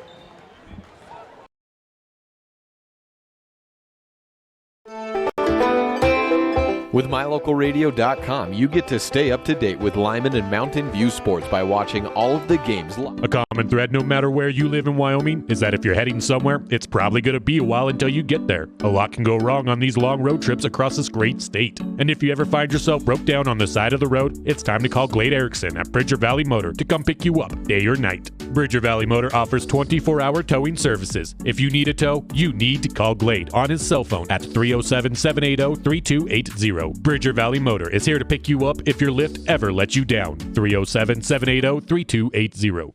Sometimes getting the whole family scheduled for a dental appointment is hard. Different days, different times, and then how do you pay for it all? These problems have been solved by Black's Fork Dental in Mountain View because we serve patients of all ages. It's easy to schedule the whole family on the same day, so you just make one trip. We accept most insurances, and if you don't have insurance, we offer an in-house discount so the whole family can have a healthy smile. Don't wait. Call today. Black's Fork Dental in Mountain View, 307-782-3630. Buying or selling is a simple process if you're working with the right real estate agent. This is Bobby Dalzall, broker with Big Country Properties. We have agents serving both Lincoln and UNT counties that can assist you with all of your real estate needs. We are the top listing and selling brokerage in the Bridger Valley and strive to be honest, hardworking, and thorough. Whether buying or selling, we make it happen. Call us today at Big Country Properties, 307-782-3556. Third quarter beginning. Ty Massey misses a three-pointer to start the contest in the second half. Alex Bradshaw swings around to the right side. Brewer back to Bradshaw at the top of the key. Third quarter action, 25-19. Jet Dickerson tries a deep three, airballs it, and out of bounds off the foot of Carter Smith. 31 seconds into the third period. I think this is something that Lyman really needs to get a hold of and buy into this, that to know your role, that Jet really does have good ball handling, but three-point shooting is not necessarily his thing. Same with Carter Smith, that you have these things that you're good at, but three-pointing shooting might not be your thing right now. Well, the situation, because he's shooting 28%, but maybe that deep shot, maybe that contested. I think as a whole, just look around, find the open shot. If you find yourself open, you can hit it down as well several guys can. But if you're contested this early with a 6-point lead, take your time. Housekeeper drives in to the lane, hits it, and draws the foul. There's that thing we were talking about. Drive in and say, hey, I got hit. You're going to call the foul. And that time he converted. Housekeeper is a strong finisher in the post, and he's taken on some more post play in rebounding, and he loves to be that Kevin Love outlet passer. He gets the board. He's looking, someone better be running because I'm chucking it down. And one opportunity is good for Housekeeper. 13 points in the contest. 28-19 on the Benedict's Market and True Value board. And a push-out foul on either Brewer or, it's on Bradshaw. It's his third. Oh. Kind of put his elbow out. That was on Tracian Spooner. Inbounds to St. Clair for Lander. McCoy Smith moves to check in at the next dead ball as Housekeeper stays in. Niehi Black gets the ball with no one between him and the bucket, so he converts for another 2. He's up to 8 points in the game. Bradshaw, knowing he's probably coming to sit down for a while, attacks the hoop and scores to get to double digits. That's what you got to do when you know you're coming out. You got to get those points on the board while you got them. Make hay while the sun's shining. Out left side, Massey for a triple, misses long. Dickerson tries to grab the board. St. Clair wins that battle. He steps back at the wing, misses long on a 3. And then Housekeeper grabs the board after Alex Bradshaw tipped it out to him. Up ahead, Carter Smith can't handle the pass. He's hit, though. It's out of bounds. That was after the ball. Carter Smith upset. The ball went right through his fingertips, slaps the ground, and then comes back up. Bradshaw out of the game. 3 fouls, and we'll see when we see him again. Has 10 points in the contest. 9-point lead for Lyman. And a missed play. St. Clair out to Niehi Black. It went a mile over his head. Coach Mullins not liking what he's seeing in the first minute and 49 seconds out of the break. Takes a timeout. We will take one as well. Back in a minute on a First Bank presentation of Lyman basketball on MyLocalRadio.com and KNYN 99.1 FM. Whatever you need, it's likely that Bradshaw's and Lyman can help. Whether it's windows at home or new glass in your car, truck, SUV, or semi, Bradshaw's has it. Tires? Yes. All vehicles, ATVs, semis, and more. Bradshaw's offers a 24-hour towing service for everything large to small. And the Bradshaw Fitness Center is open 24/7. There's more, so always call Bradshaw's first. Whatever you need, it's likely they can help. 307-787-3450. Again, that's 307-787-3450.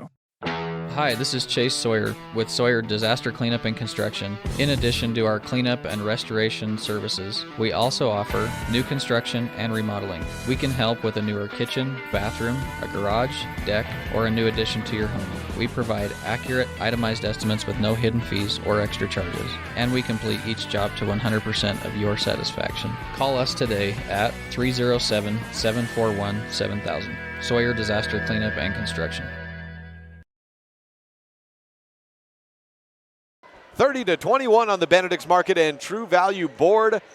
An exciting one here. 1 minute and 49 seconds into the quarter.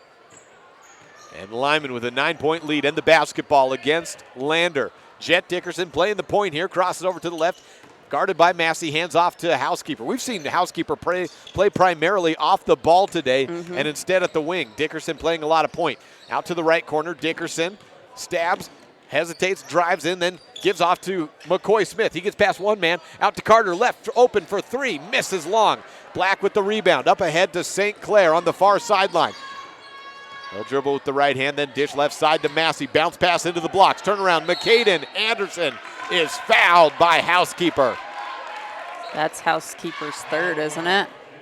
Yeah, I think so. 9-point lead, and you have the 2 leading scorers for Lyman with 3 fouls. Coach Lewick looks like he trusts his senior to stay in. He's kind of plays with kid gloves with Bradshaw, doesn't want to get him into foul trouble. Yeah. And I agree with that. He's a sophomore. He's out there for his offense more than he is for his defense. Yeah. And at any point you can bring him in, put him on the wing, open him up for 3, run a play, and probably get a triple out of the bucket. So he's easier to bring in and out. Andrew is more of that complete guy that if he's out, there's so many things that need to be filled in for right now. Bradshaw, who is a fine basketball player, is more for the offense. Andrew is that captain for a reason. Yes. Anderson went 1 of 2 from the line. Puts the score at 30-22 on the Benedict's Market and True Value board. McCoy Smith at the top of the key looks for a back cut of Dickerson, and it's stolen away. Up ahead, Spoon Hunter with the miss on the layup, but St. Clair right there. And fortunate the housekeeper did not pick up a 4th foul, playing defense there. McCoy Smith guarded tightly by Spoon Hunter, picks the ball back up, poked out again, crosses over to the right, and finally gets across the timeline. Spins around, Spoon Hunter not relenting. 30-24 on the Benedict's Market and True Value board. St. Clair up to 4 points in the game. Dickerson to the right side on the wing. Brewer takes the pass from Smith. Fakes right, goes left against Niehi. Rejection by Black. 6-point lead, but Lander trying to cut into it. Black passes back to Massey. Up ahead to Spoon Hunter on the left wing. Looks down low. Brewer comes away with the steal, fronting Anderson. Giving up at least 5 inches there. Up ahead to Brewer. He tosses back to McCoy Smith on the wing. 4.5 minutes to go. Back to Housekeeper to reset. He'll back up behind the 10-foot volleyball line at the jump circle now. Housekeeper has a screen to his left and his right. Goes to the left. It's to Carter Smith. Then to the right wing. Jet Dickerson with the basketball. Dickerson weighing his options, dribbling to the top, and working around on a handoff to Housekeeper. He'll squirt around, jump through 2 men, throw it up, try to get the foul drawn, nothing doing. Brewer on the putback though. Preston Brewer with the hustle rebound, and swinging around the taller defenders are would-be rebounders. McCoy Smith comes away with a near steal from behind. McCaden Anderson down to the ground. Foul on Housekeeper. That's his 4th. That's 4 fouls on Housekeeper, and now you have to take him out. Coach Lewick wincing as he weighs his decision of what do you do here. You can't keep him in. No. Braxton Bradshaw comes in. As you look over at Coach Lewick, he doesn't know who to put in. Who do you put in to bring in that scoring that Housekeeper has?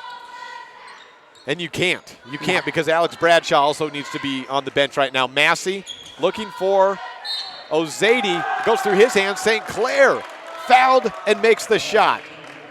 And this is a turning point for the defending state champions, down by 6 as they get 2 more from St. Clair. A chance to make it 5. Where do you get your offense from?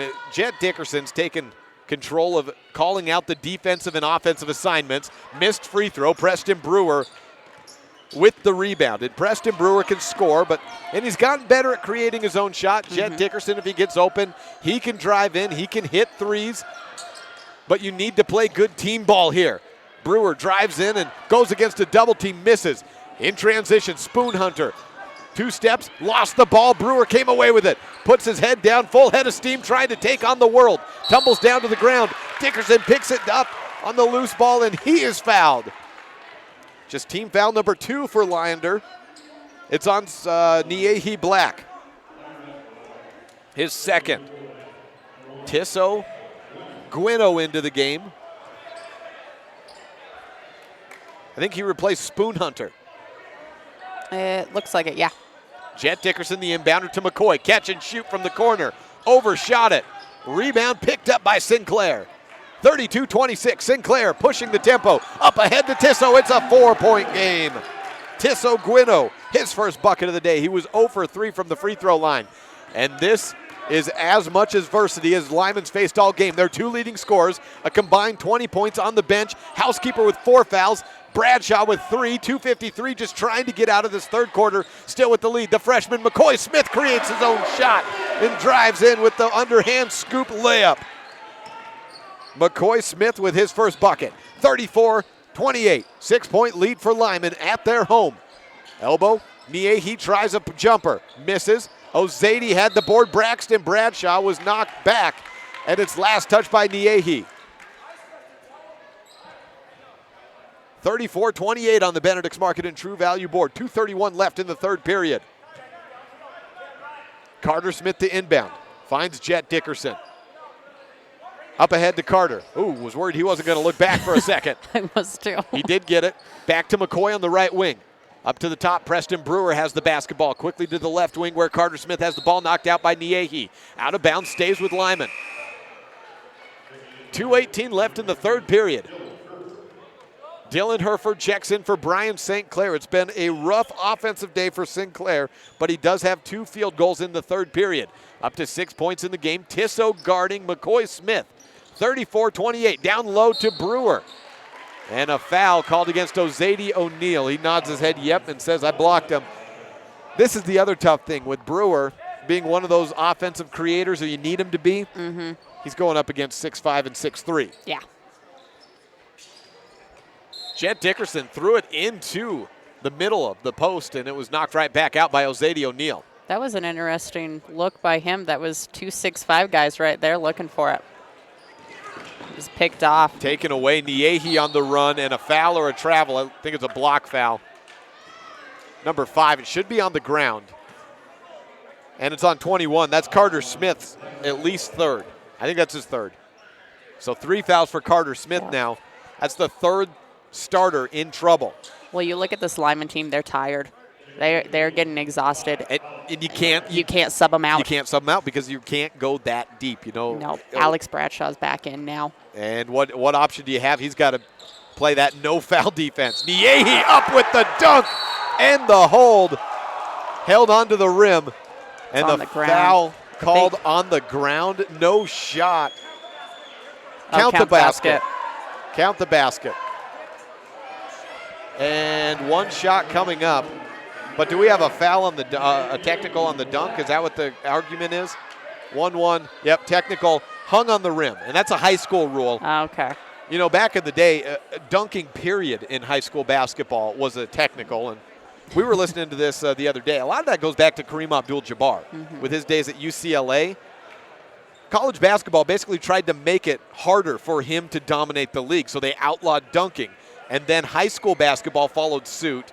And so a lot of good teams back in the 70s, they'd be up by 20 points.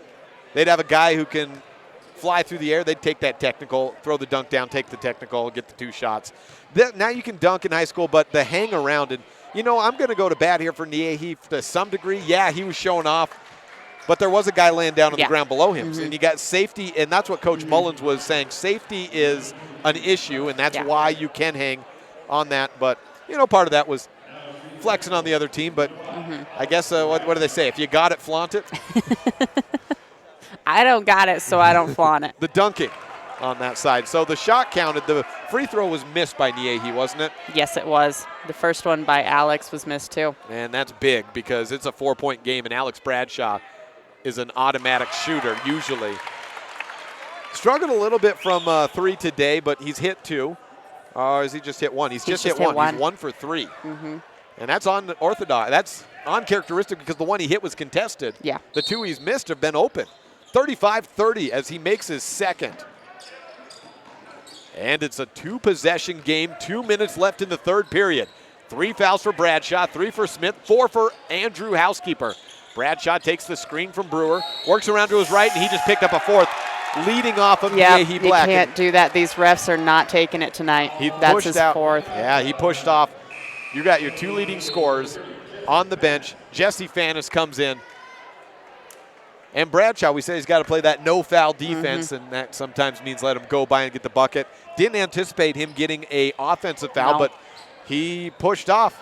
He put that right elbow out trying to protect the basketball.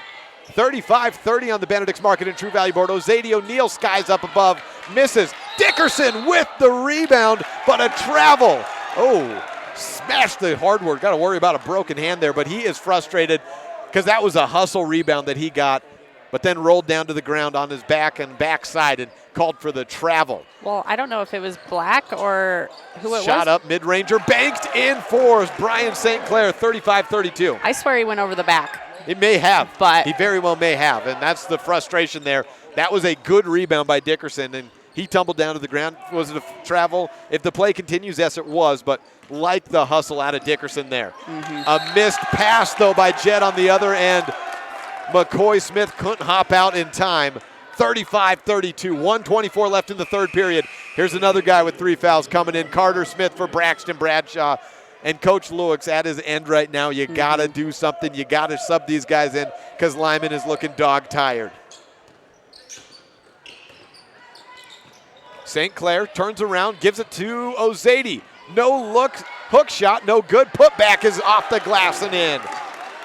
Ozady with 4 points, 35-34 in the Benedict's Market and True Value board. Last minute and 5 seconds of the third period.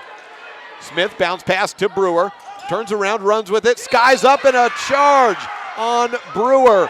Drawn by Niehi Black. He stopped, put his feet down, and this Lander team right now is showing their championship pedigree. And Lyman, win or lose, this is the game that you need at this point in the season, because you're seeing why Lander has the hardware and the rings for their 3A state title last year.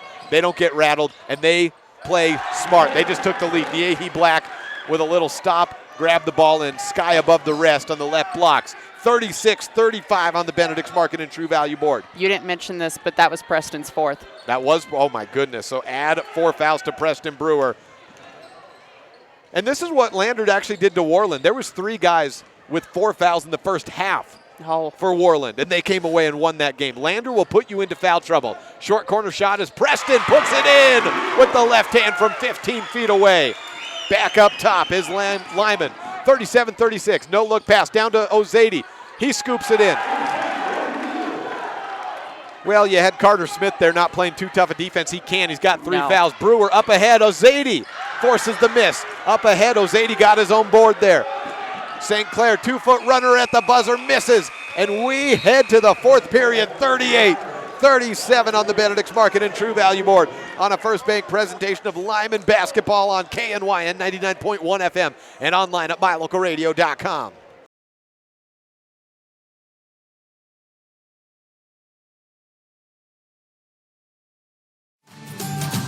An infected tooth can cause discomfort and serious harm to your health. At Wyoming Dental Specialties, endodontist Dr. Leslie Walker understands the complexities removing infected tissues from inside the tooth, which is one reason why you can trust him to provide endodontic treatment and root canal therapy. With a skilled staff and state-of-the-art technology in our office, we help save your smile and improve your overall dental health. Call today to schedule your appointment, 307-789-5608. No matter what you need to have printed, Westar Printing is the place you want to have it done. Calendars, letterhead, envelopes, brochures, books, posters, vinyl banners, business forms, announcements, wedding invitations, and business cards are just a few examples. You can also have your favorite family photos printed on canvas or placed into a personalized family photo calendar. You will want to do business with Westar Printing. Stop in today. Westar Printing, 243 7th Street in Evanston.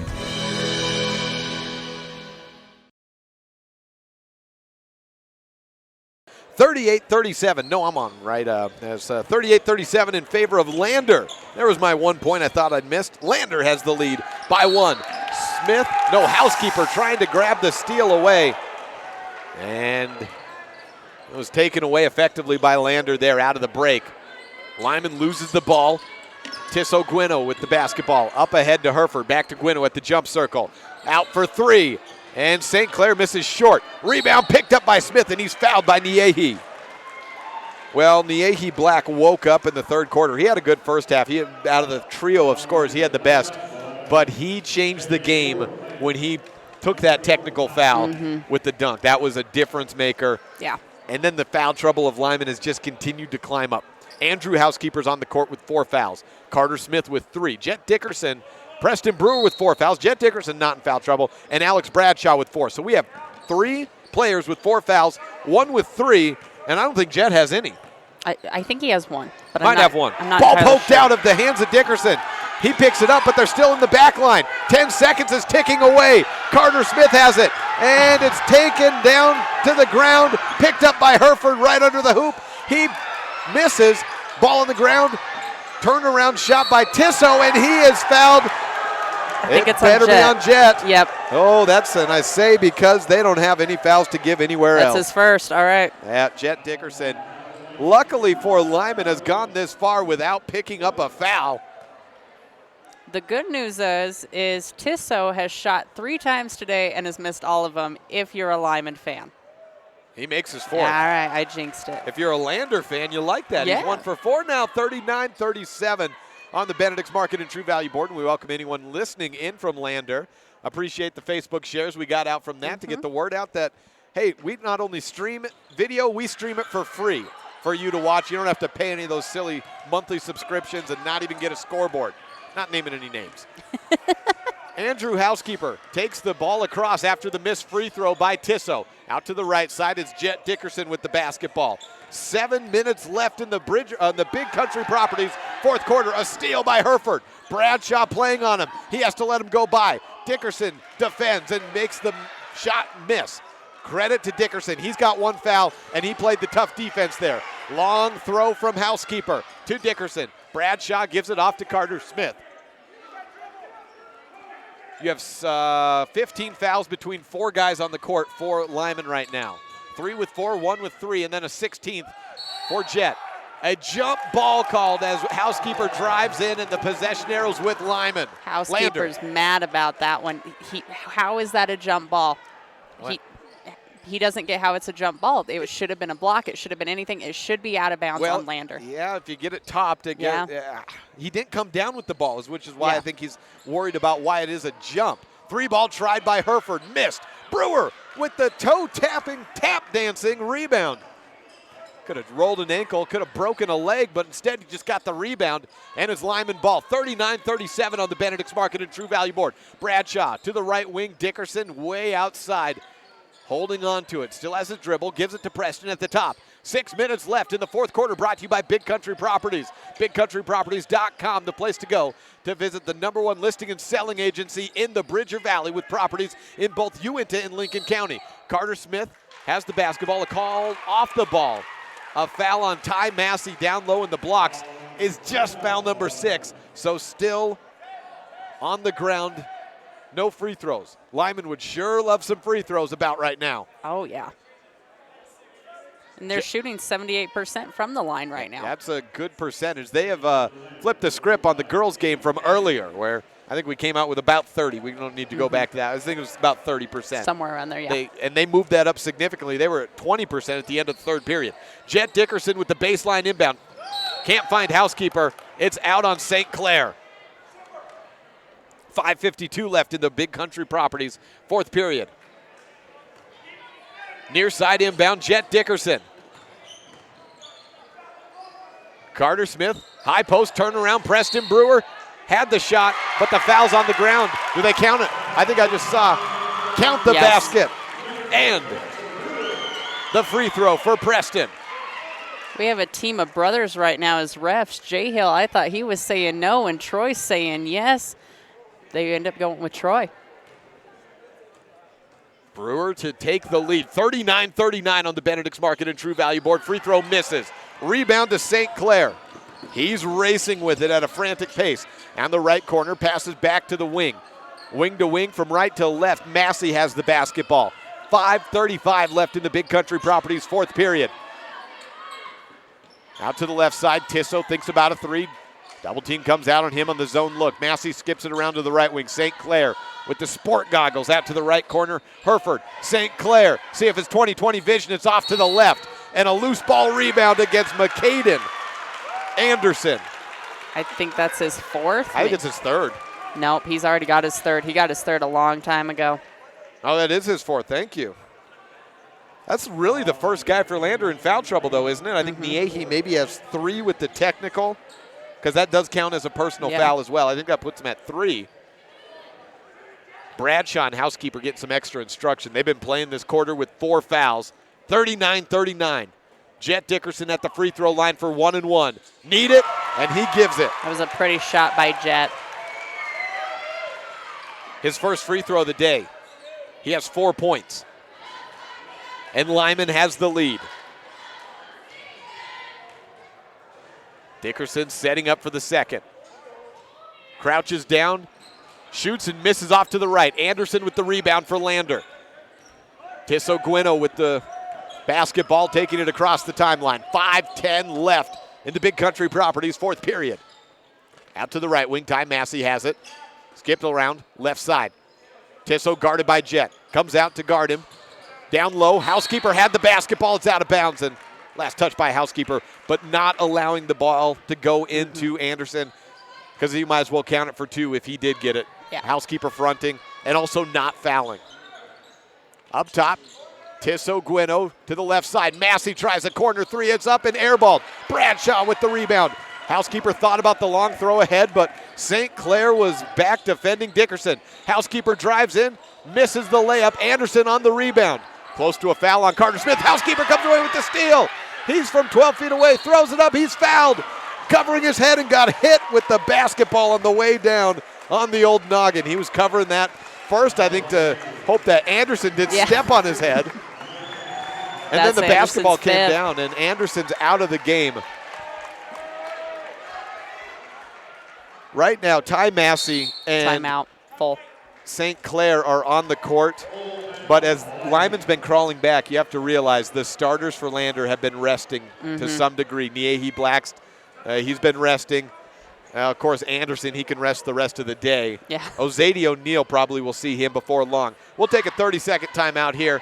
40-39 free throws coming up for Andrew Housekeeper when we return on a First Bank presentation of Lyman basketball on mylocalradio.com and KNYN 99.1 FM. Buying or selling is a simple process if you're working with the right real estate agent. This is Bobby Dalzall, broker with Big Country Properties. We have agents serving both Lincoln and Uintah counties that can assist you with all of your real estate needs. We are the top listing and selling brokerage in the Bridger Valley and strive to be honest, hardworking, and thorough. Whether buying or selling, we make it happen. Call us today at Big Country Properties, 307-782-3556.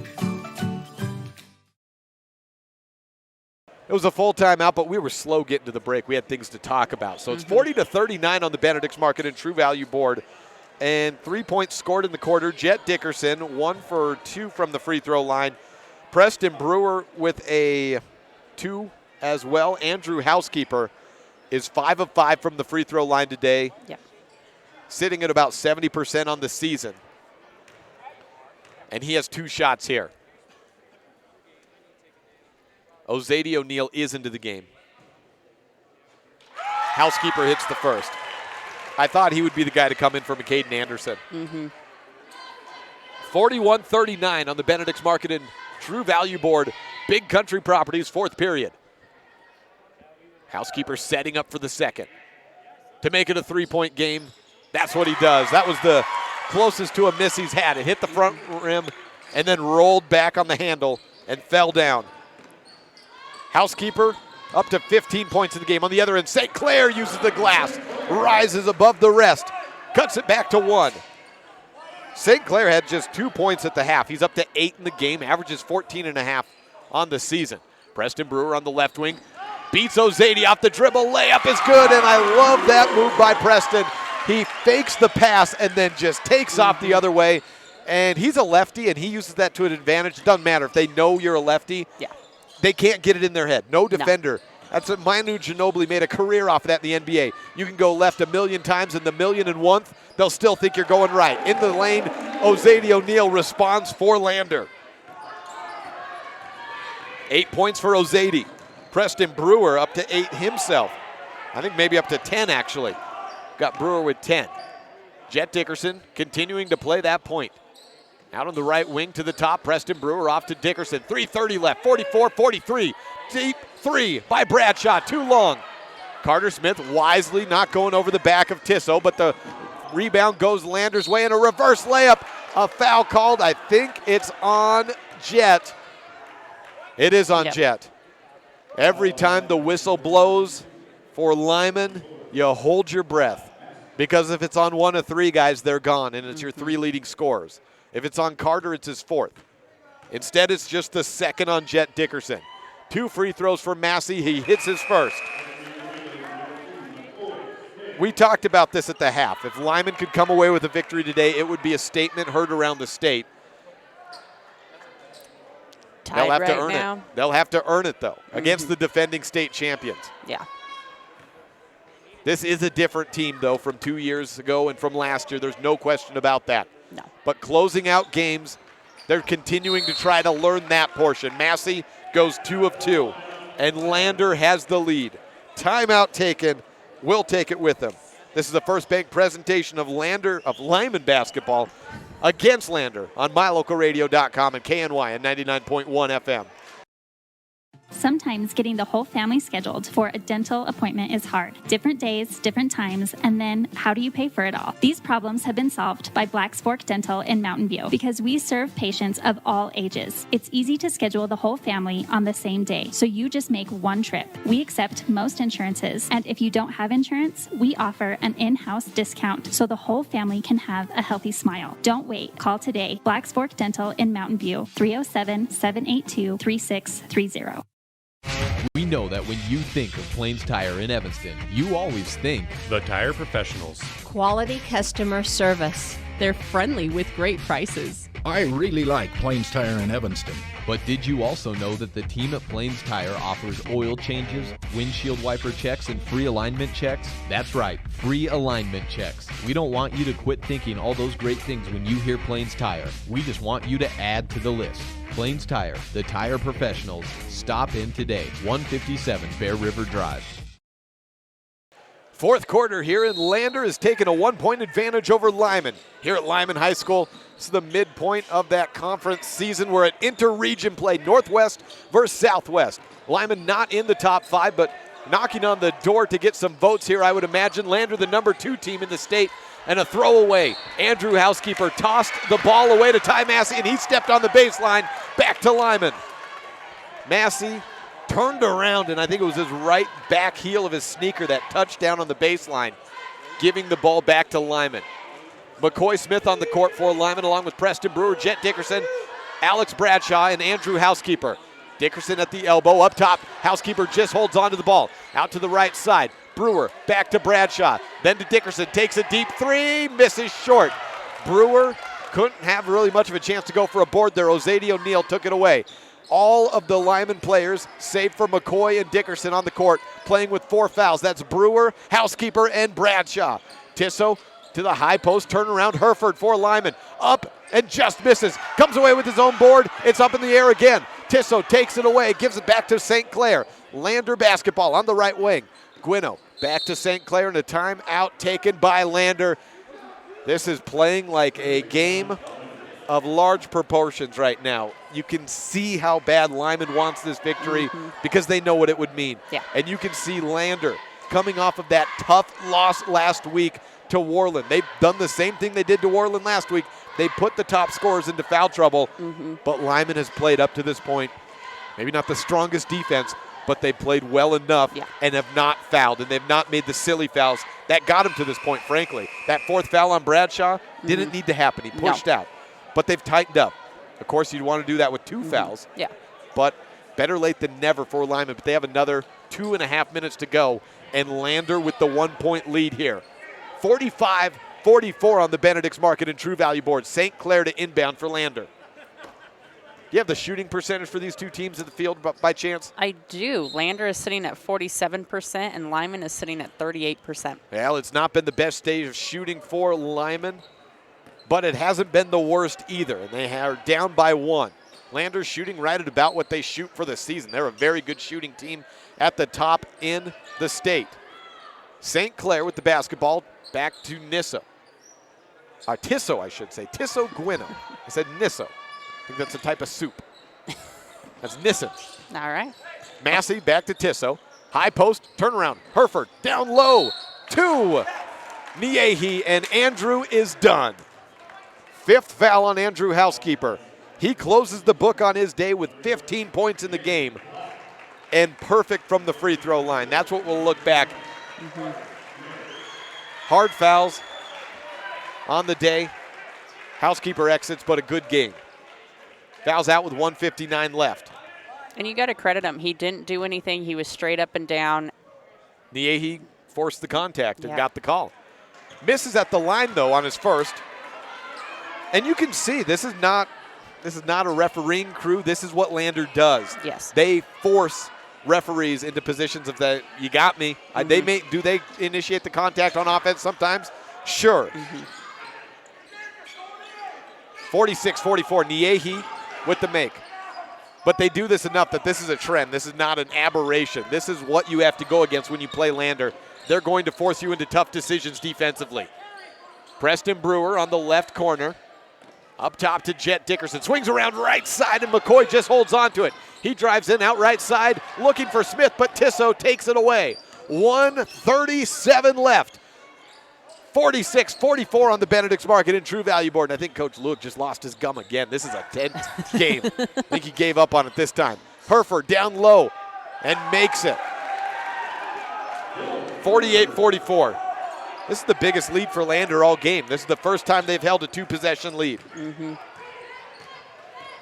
That was Herford right on that shot. Yes, it was. Jet Dickerson playing the point, continuing. He's played the point primarily throughout this game. Out to the right corner. 3 is up and good. He found his shot. He was open and delivered. It's a 1-point game. Jet Dickerson with the shot. 48-47 on the Benedict's Market and True Value board. Timeout taken. 63 seconds left in the Big Country Properties fourth period. This is a First Bank presentation of Lyman basketball on MyLocalRadio.com.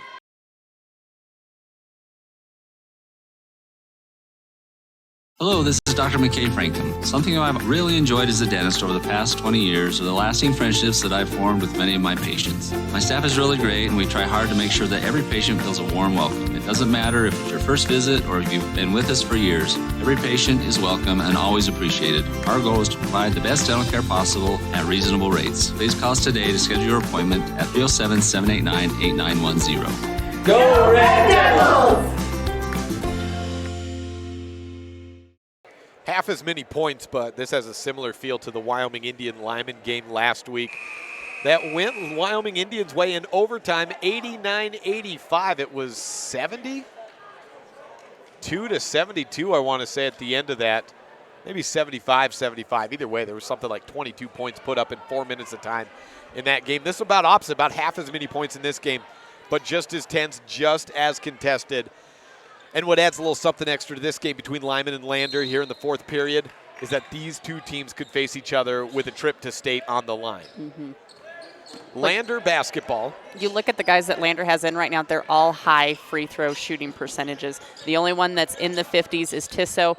The rest of them are high up there. So if there is another foul that comes in, that gives extra points. And you see they've gone small ball, and that's the reason for it. That's a nice catch there, Kate, because they're playing their free throw shooting team. Tissot fouled from behind, and Jet fouled the right guy. He tried earlier, and he wasn't getting it, but he finally was able to get it in. And you mentioned that's Tissot. He's sitting at 50%, right? What do you Yes. have for the rest of the guys? Because that is the guy you want to foul. Yes, the rest of them were high to mid-70s. There was one guy in the high 60s, but the rest of them, they took the leading scorers out for the most part, but they're not high in the free throw line percentages as it goes. Yeah. So, and here you see the offense-defense swap as Tissot Gwino makes his first. Now you get Niehi Black in for the defense, and he has had a couple of confidence-shattering rejections today. Lyman has been hesitant to go into the lane a few times after some of those blocks by Niehi. yes. 49-47, 2-point lead. Dickerson had the 3 ball to give them the 1-point lead, so I missed one. It must have been a 1 of 2 trip, or the scorers are off. I thought he hit both. No. Into the lane, Brewer lays it up, but it's no good off the back iron. 20 seconds left, and you got to foul again. Dickerson has picked up his 4th, I believe. Nope, timeout. Oh, timeout taken by Coach Mullins. 30-second timeout taken by Lyman. Well, we'll keep it here. You got to foul. You got to foul quick. I think it's Lyman's ball, though. I don't think so. It was taken out by Coach Mullins. I don't know. He keeps pointing that way, and his ball's here, and it's to Lyman. So I don't. They didn't have control of it at any No. point, though. So I don't. That can't be. It must be something else they're talking about.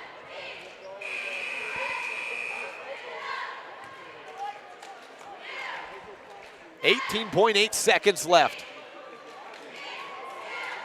I think they were talking about does the timeout came at this foul, this point across the court or behind the timeline.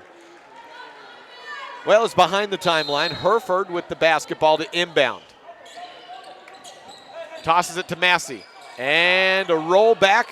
McCoy Smith can't get the foul in. Tissot with 12 seconds left. Now you got a bunch of guys with 4 fouls, and your shooters at that. Bradshaw has to foul out. And I almost wanted McCoy Smith to foul right then in the backcourt because he doesn't. I don't have him with any fouls. No. The fouls, for the most part, have come from all the starters today. And so Alex Bradshaw fouls out. 10 points in the game for him as he was held out much of the game, picking up his fourth foul in the third period, as did Andrew Housekeeper. And that's when this game turned around. Yes. Lander had a great third period, but it was helped out by the fact that Lyman couldn't have their guys on the court, and you got to give credit where it's due. Lander forced them into tough defensive choices today. That fourth foul by Bradshaw was a push-off, and that was good defense by Niehi that got in the head of the sophomore. Yeah. The first free throw's good. 8.5 seconds left. A free throw here would put it on ice. We'll come back for the possible conclusion of this contest next on a First Bank presentation of Lyman basketball on KNYN and MyLocalRadio.com. 50-47, Lander over Lyman on the Benedict's Market and True Value board. Your mobility affects every aspect of your life. When you suffer from an injury that decreases your mobility, or maybe you're just noticing that you're having a harder time balancing and your flexibility isn't what it used to be, call Randy Christofferson at Achieve Sports Medicine. Randy will work with you to improve your overall health by reducing pain and improving mobility. Schedule your appointment today by calling 307-747-4627. Achieve Sports Medicine in Lyman. No excuses, just results. 50-47 on the Benedict's Market and True Value board. Big Country Properties, fourth quarter, and Bobby Dolezal. Give her a call at 782-3356. She's part of the #1 listing and selling agency in the Bridger Valley with properties to buy or sell in both Uinta and Lincoln County. 8.5 seconds to go. Dylan Herford at the line to make it a 4-point game. This would put it on ice. Almost surely. Without a doubt. And that should be it. Dylan Herford makes it a 2-possession game, 51-47. Jet Dickerson with the basketball across the timeline at 5. Put up a shot, 3 seconds. He does. He doesn't get fouled. He misses just short, but a nice effort at the end to try to draw contact and make it 51-47. Lyman falls just shy here on a Thursday night of upsetting #2 in the state, Lander. But the rest of the state is on notice. First Wyoming Indian, Lander tonight. This Lyman team is out for blood. 51-47 the score on the Benedict's Market and True Value board. We'll take a timeout, come back with post-game coverage next on a First Bank presentation of Lyman basketball on MyLocalRadio.com. The best place to stay when you're in Casper, Wyoming is the Come On In Hotel and Suites. This beautiful log hotel offers 5 hot tubs, 1 pool, a fitness center, and fabulous indoor atrium. Offering jacuzzi and fireplace suites, the guest rooms are comfortable and relaxing. Plus, every stay includes a delicious extended continental breakfast. Whenever you're in Casper, stay at the best place. Come On In Hotel and Suites. Come on in today. Come On In Hotel and Suites, Casper. Sure, I look cute now, but when my owner lost his job, it was rough. I was living on the street, and one night, me and this Cocker Spaniel got into it so bad, I wound up looking like an ice cream cone. I cried a little bit, but thankfully I got rescued, so I'm running, I'm jumping, all back to my old self, and I'm ready to give unconditional love, even if you put a lampshade on my head.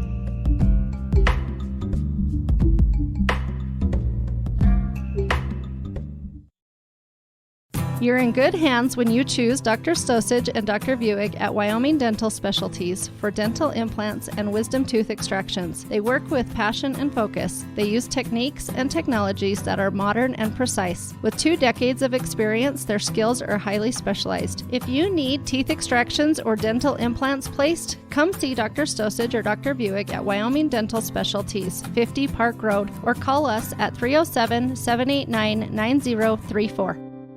The central and midwestern U.S. averages more than 850 tornadoes each year, and lately, the number of floods has been rising in the region too. So chances are, there will be more twisters and floods near here again. And between school, sports, and social lives, chances are, you won't be with your kids when it happens. Will they know what to do?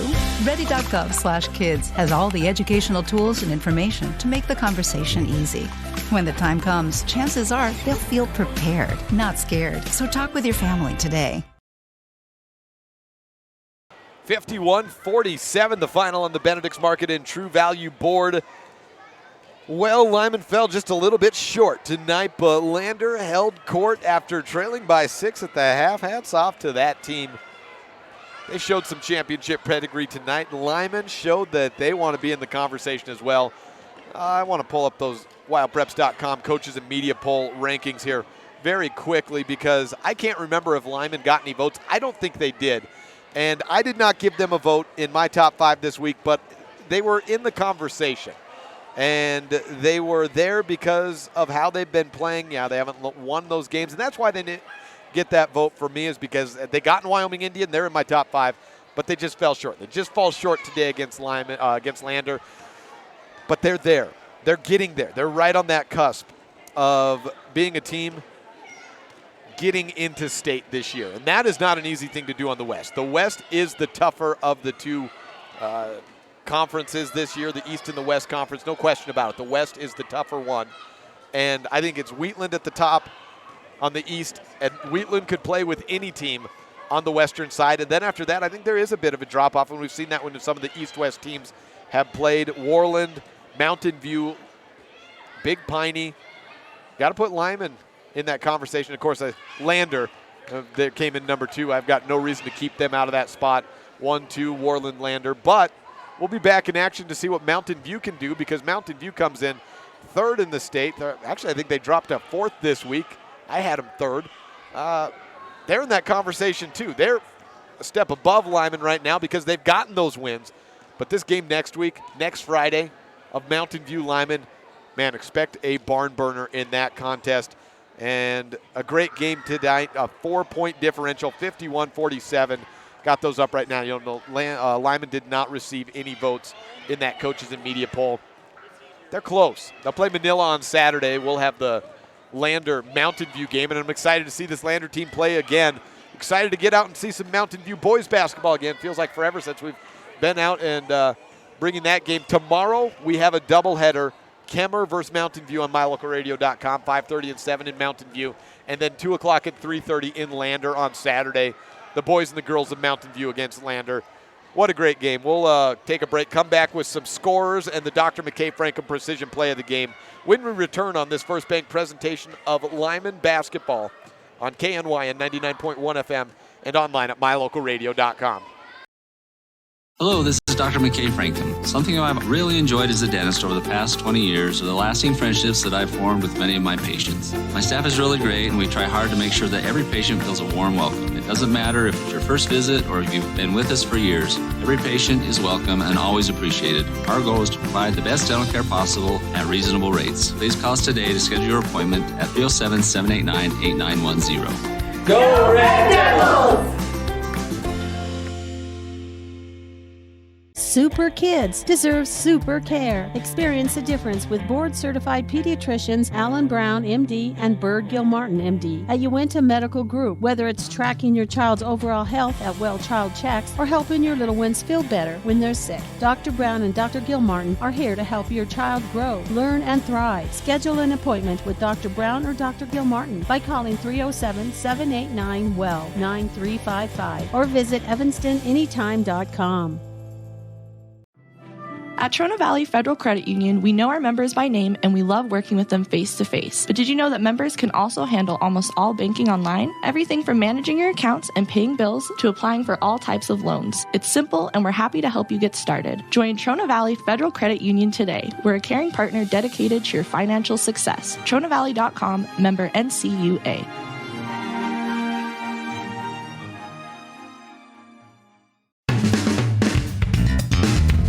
Meet the service and parts department staff at Auto Farm Chevrolet. We work on almost every type of vehicle, foreign and domestic. We also sell parts and accessories for almost all makes and models. Our staff is friendly and well trained, and we are here to serve you. Open Monday through Friday beginning at 7:30 a.m. We invite you to Auto Farm Chevrolet for all your parts and for all your service needs. 624 Front Street, Evanston. We're a community-driven dealer.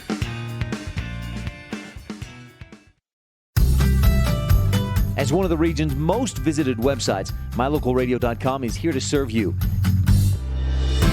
Catch up on local and regional news and information. Buy, sell, or trade your good used items on the radio classifieds. Stream your favorite music all day, every day, or catch our live coverage of your high school teams in action, all on mylocalradio.com. Like us on Facebook so you never miss a giveaway, and visit mylocalradio.com today to stream it all live.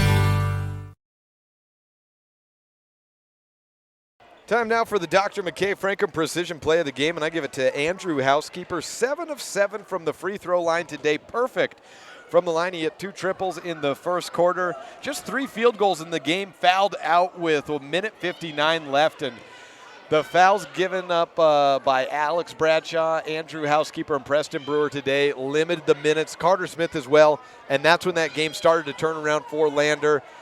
Those points just could not be on the floor for Lyman, but Housekeeper, while he was out there, perfect from the free throw line and did a great job creating, rebounding, playing tough defense, getting a couple steals, and putting points on the board. He led the way for Lyman today. That's your Dr. McKay Franklin Precision Play of the Game.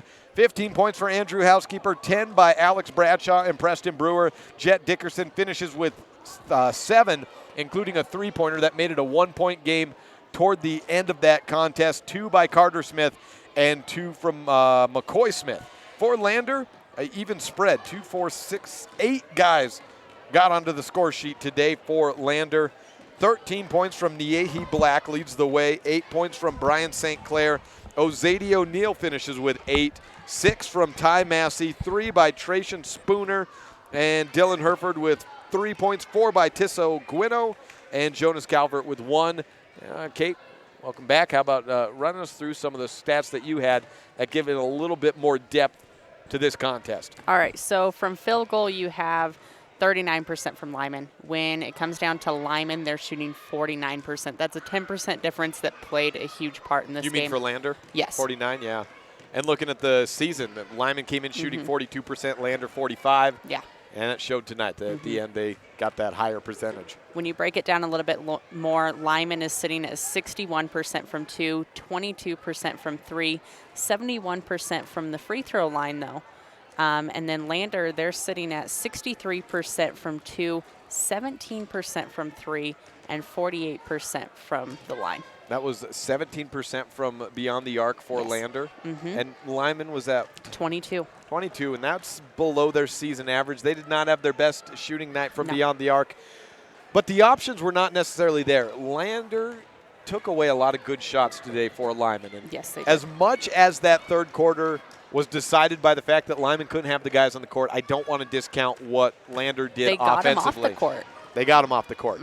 And that was a close game. I was saying while you were gone that Lyman, they did not receive any votes in the top 5 this week. I, of course, because I didn't put him in my top 5, but I gave him consideration. The reason I didn't is because they fell to Wyoming Indian.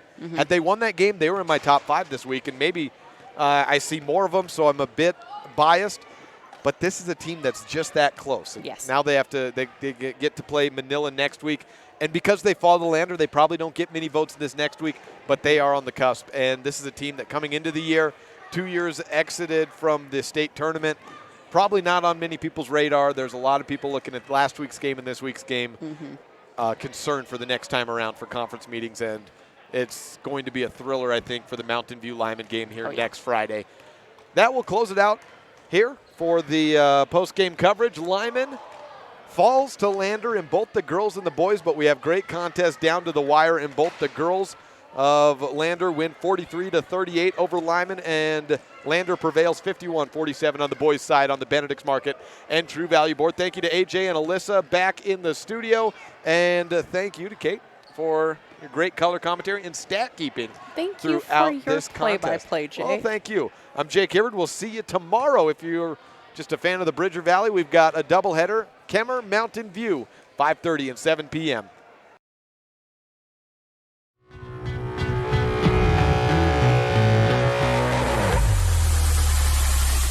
The preceding has been a wholly owned production of MyLocalRadio.com and Cook Brothers Broadcasting, no portion of which may be used or rebroadcast without the express written consent of Old West Media.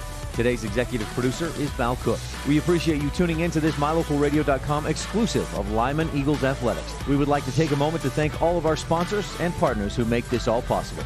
And of course, thank you for tuning in. Check out our website for more information about future Lyman broadcasts, or like us on Facebook to stay up to date with the games. Until next time, go Eagles!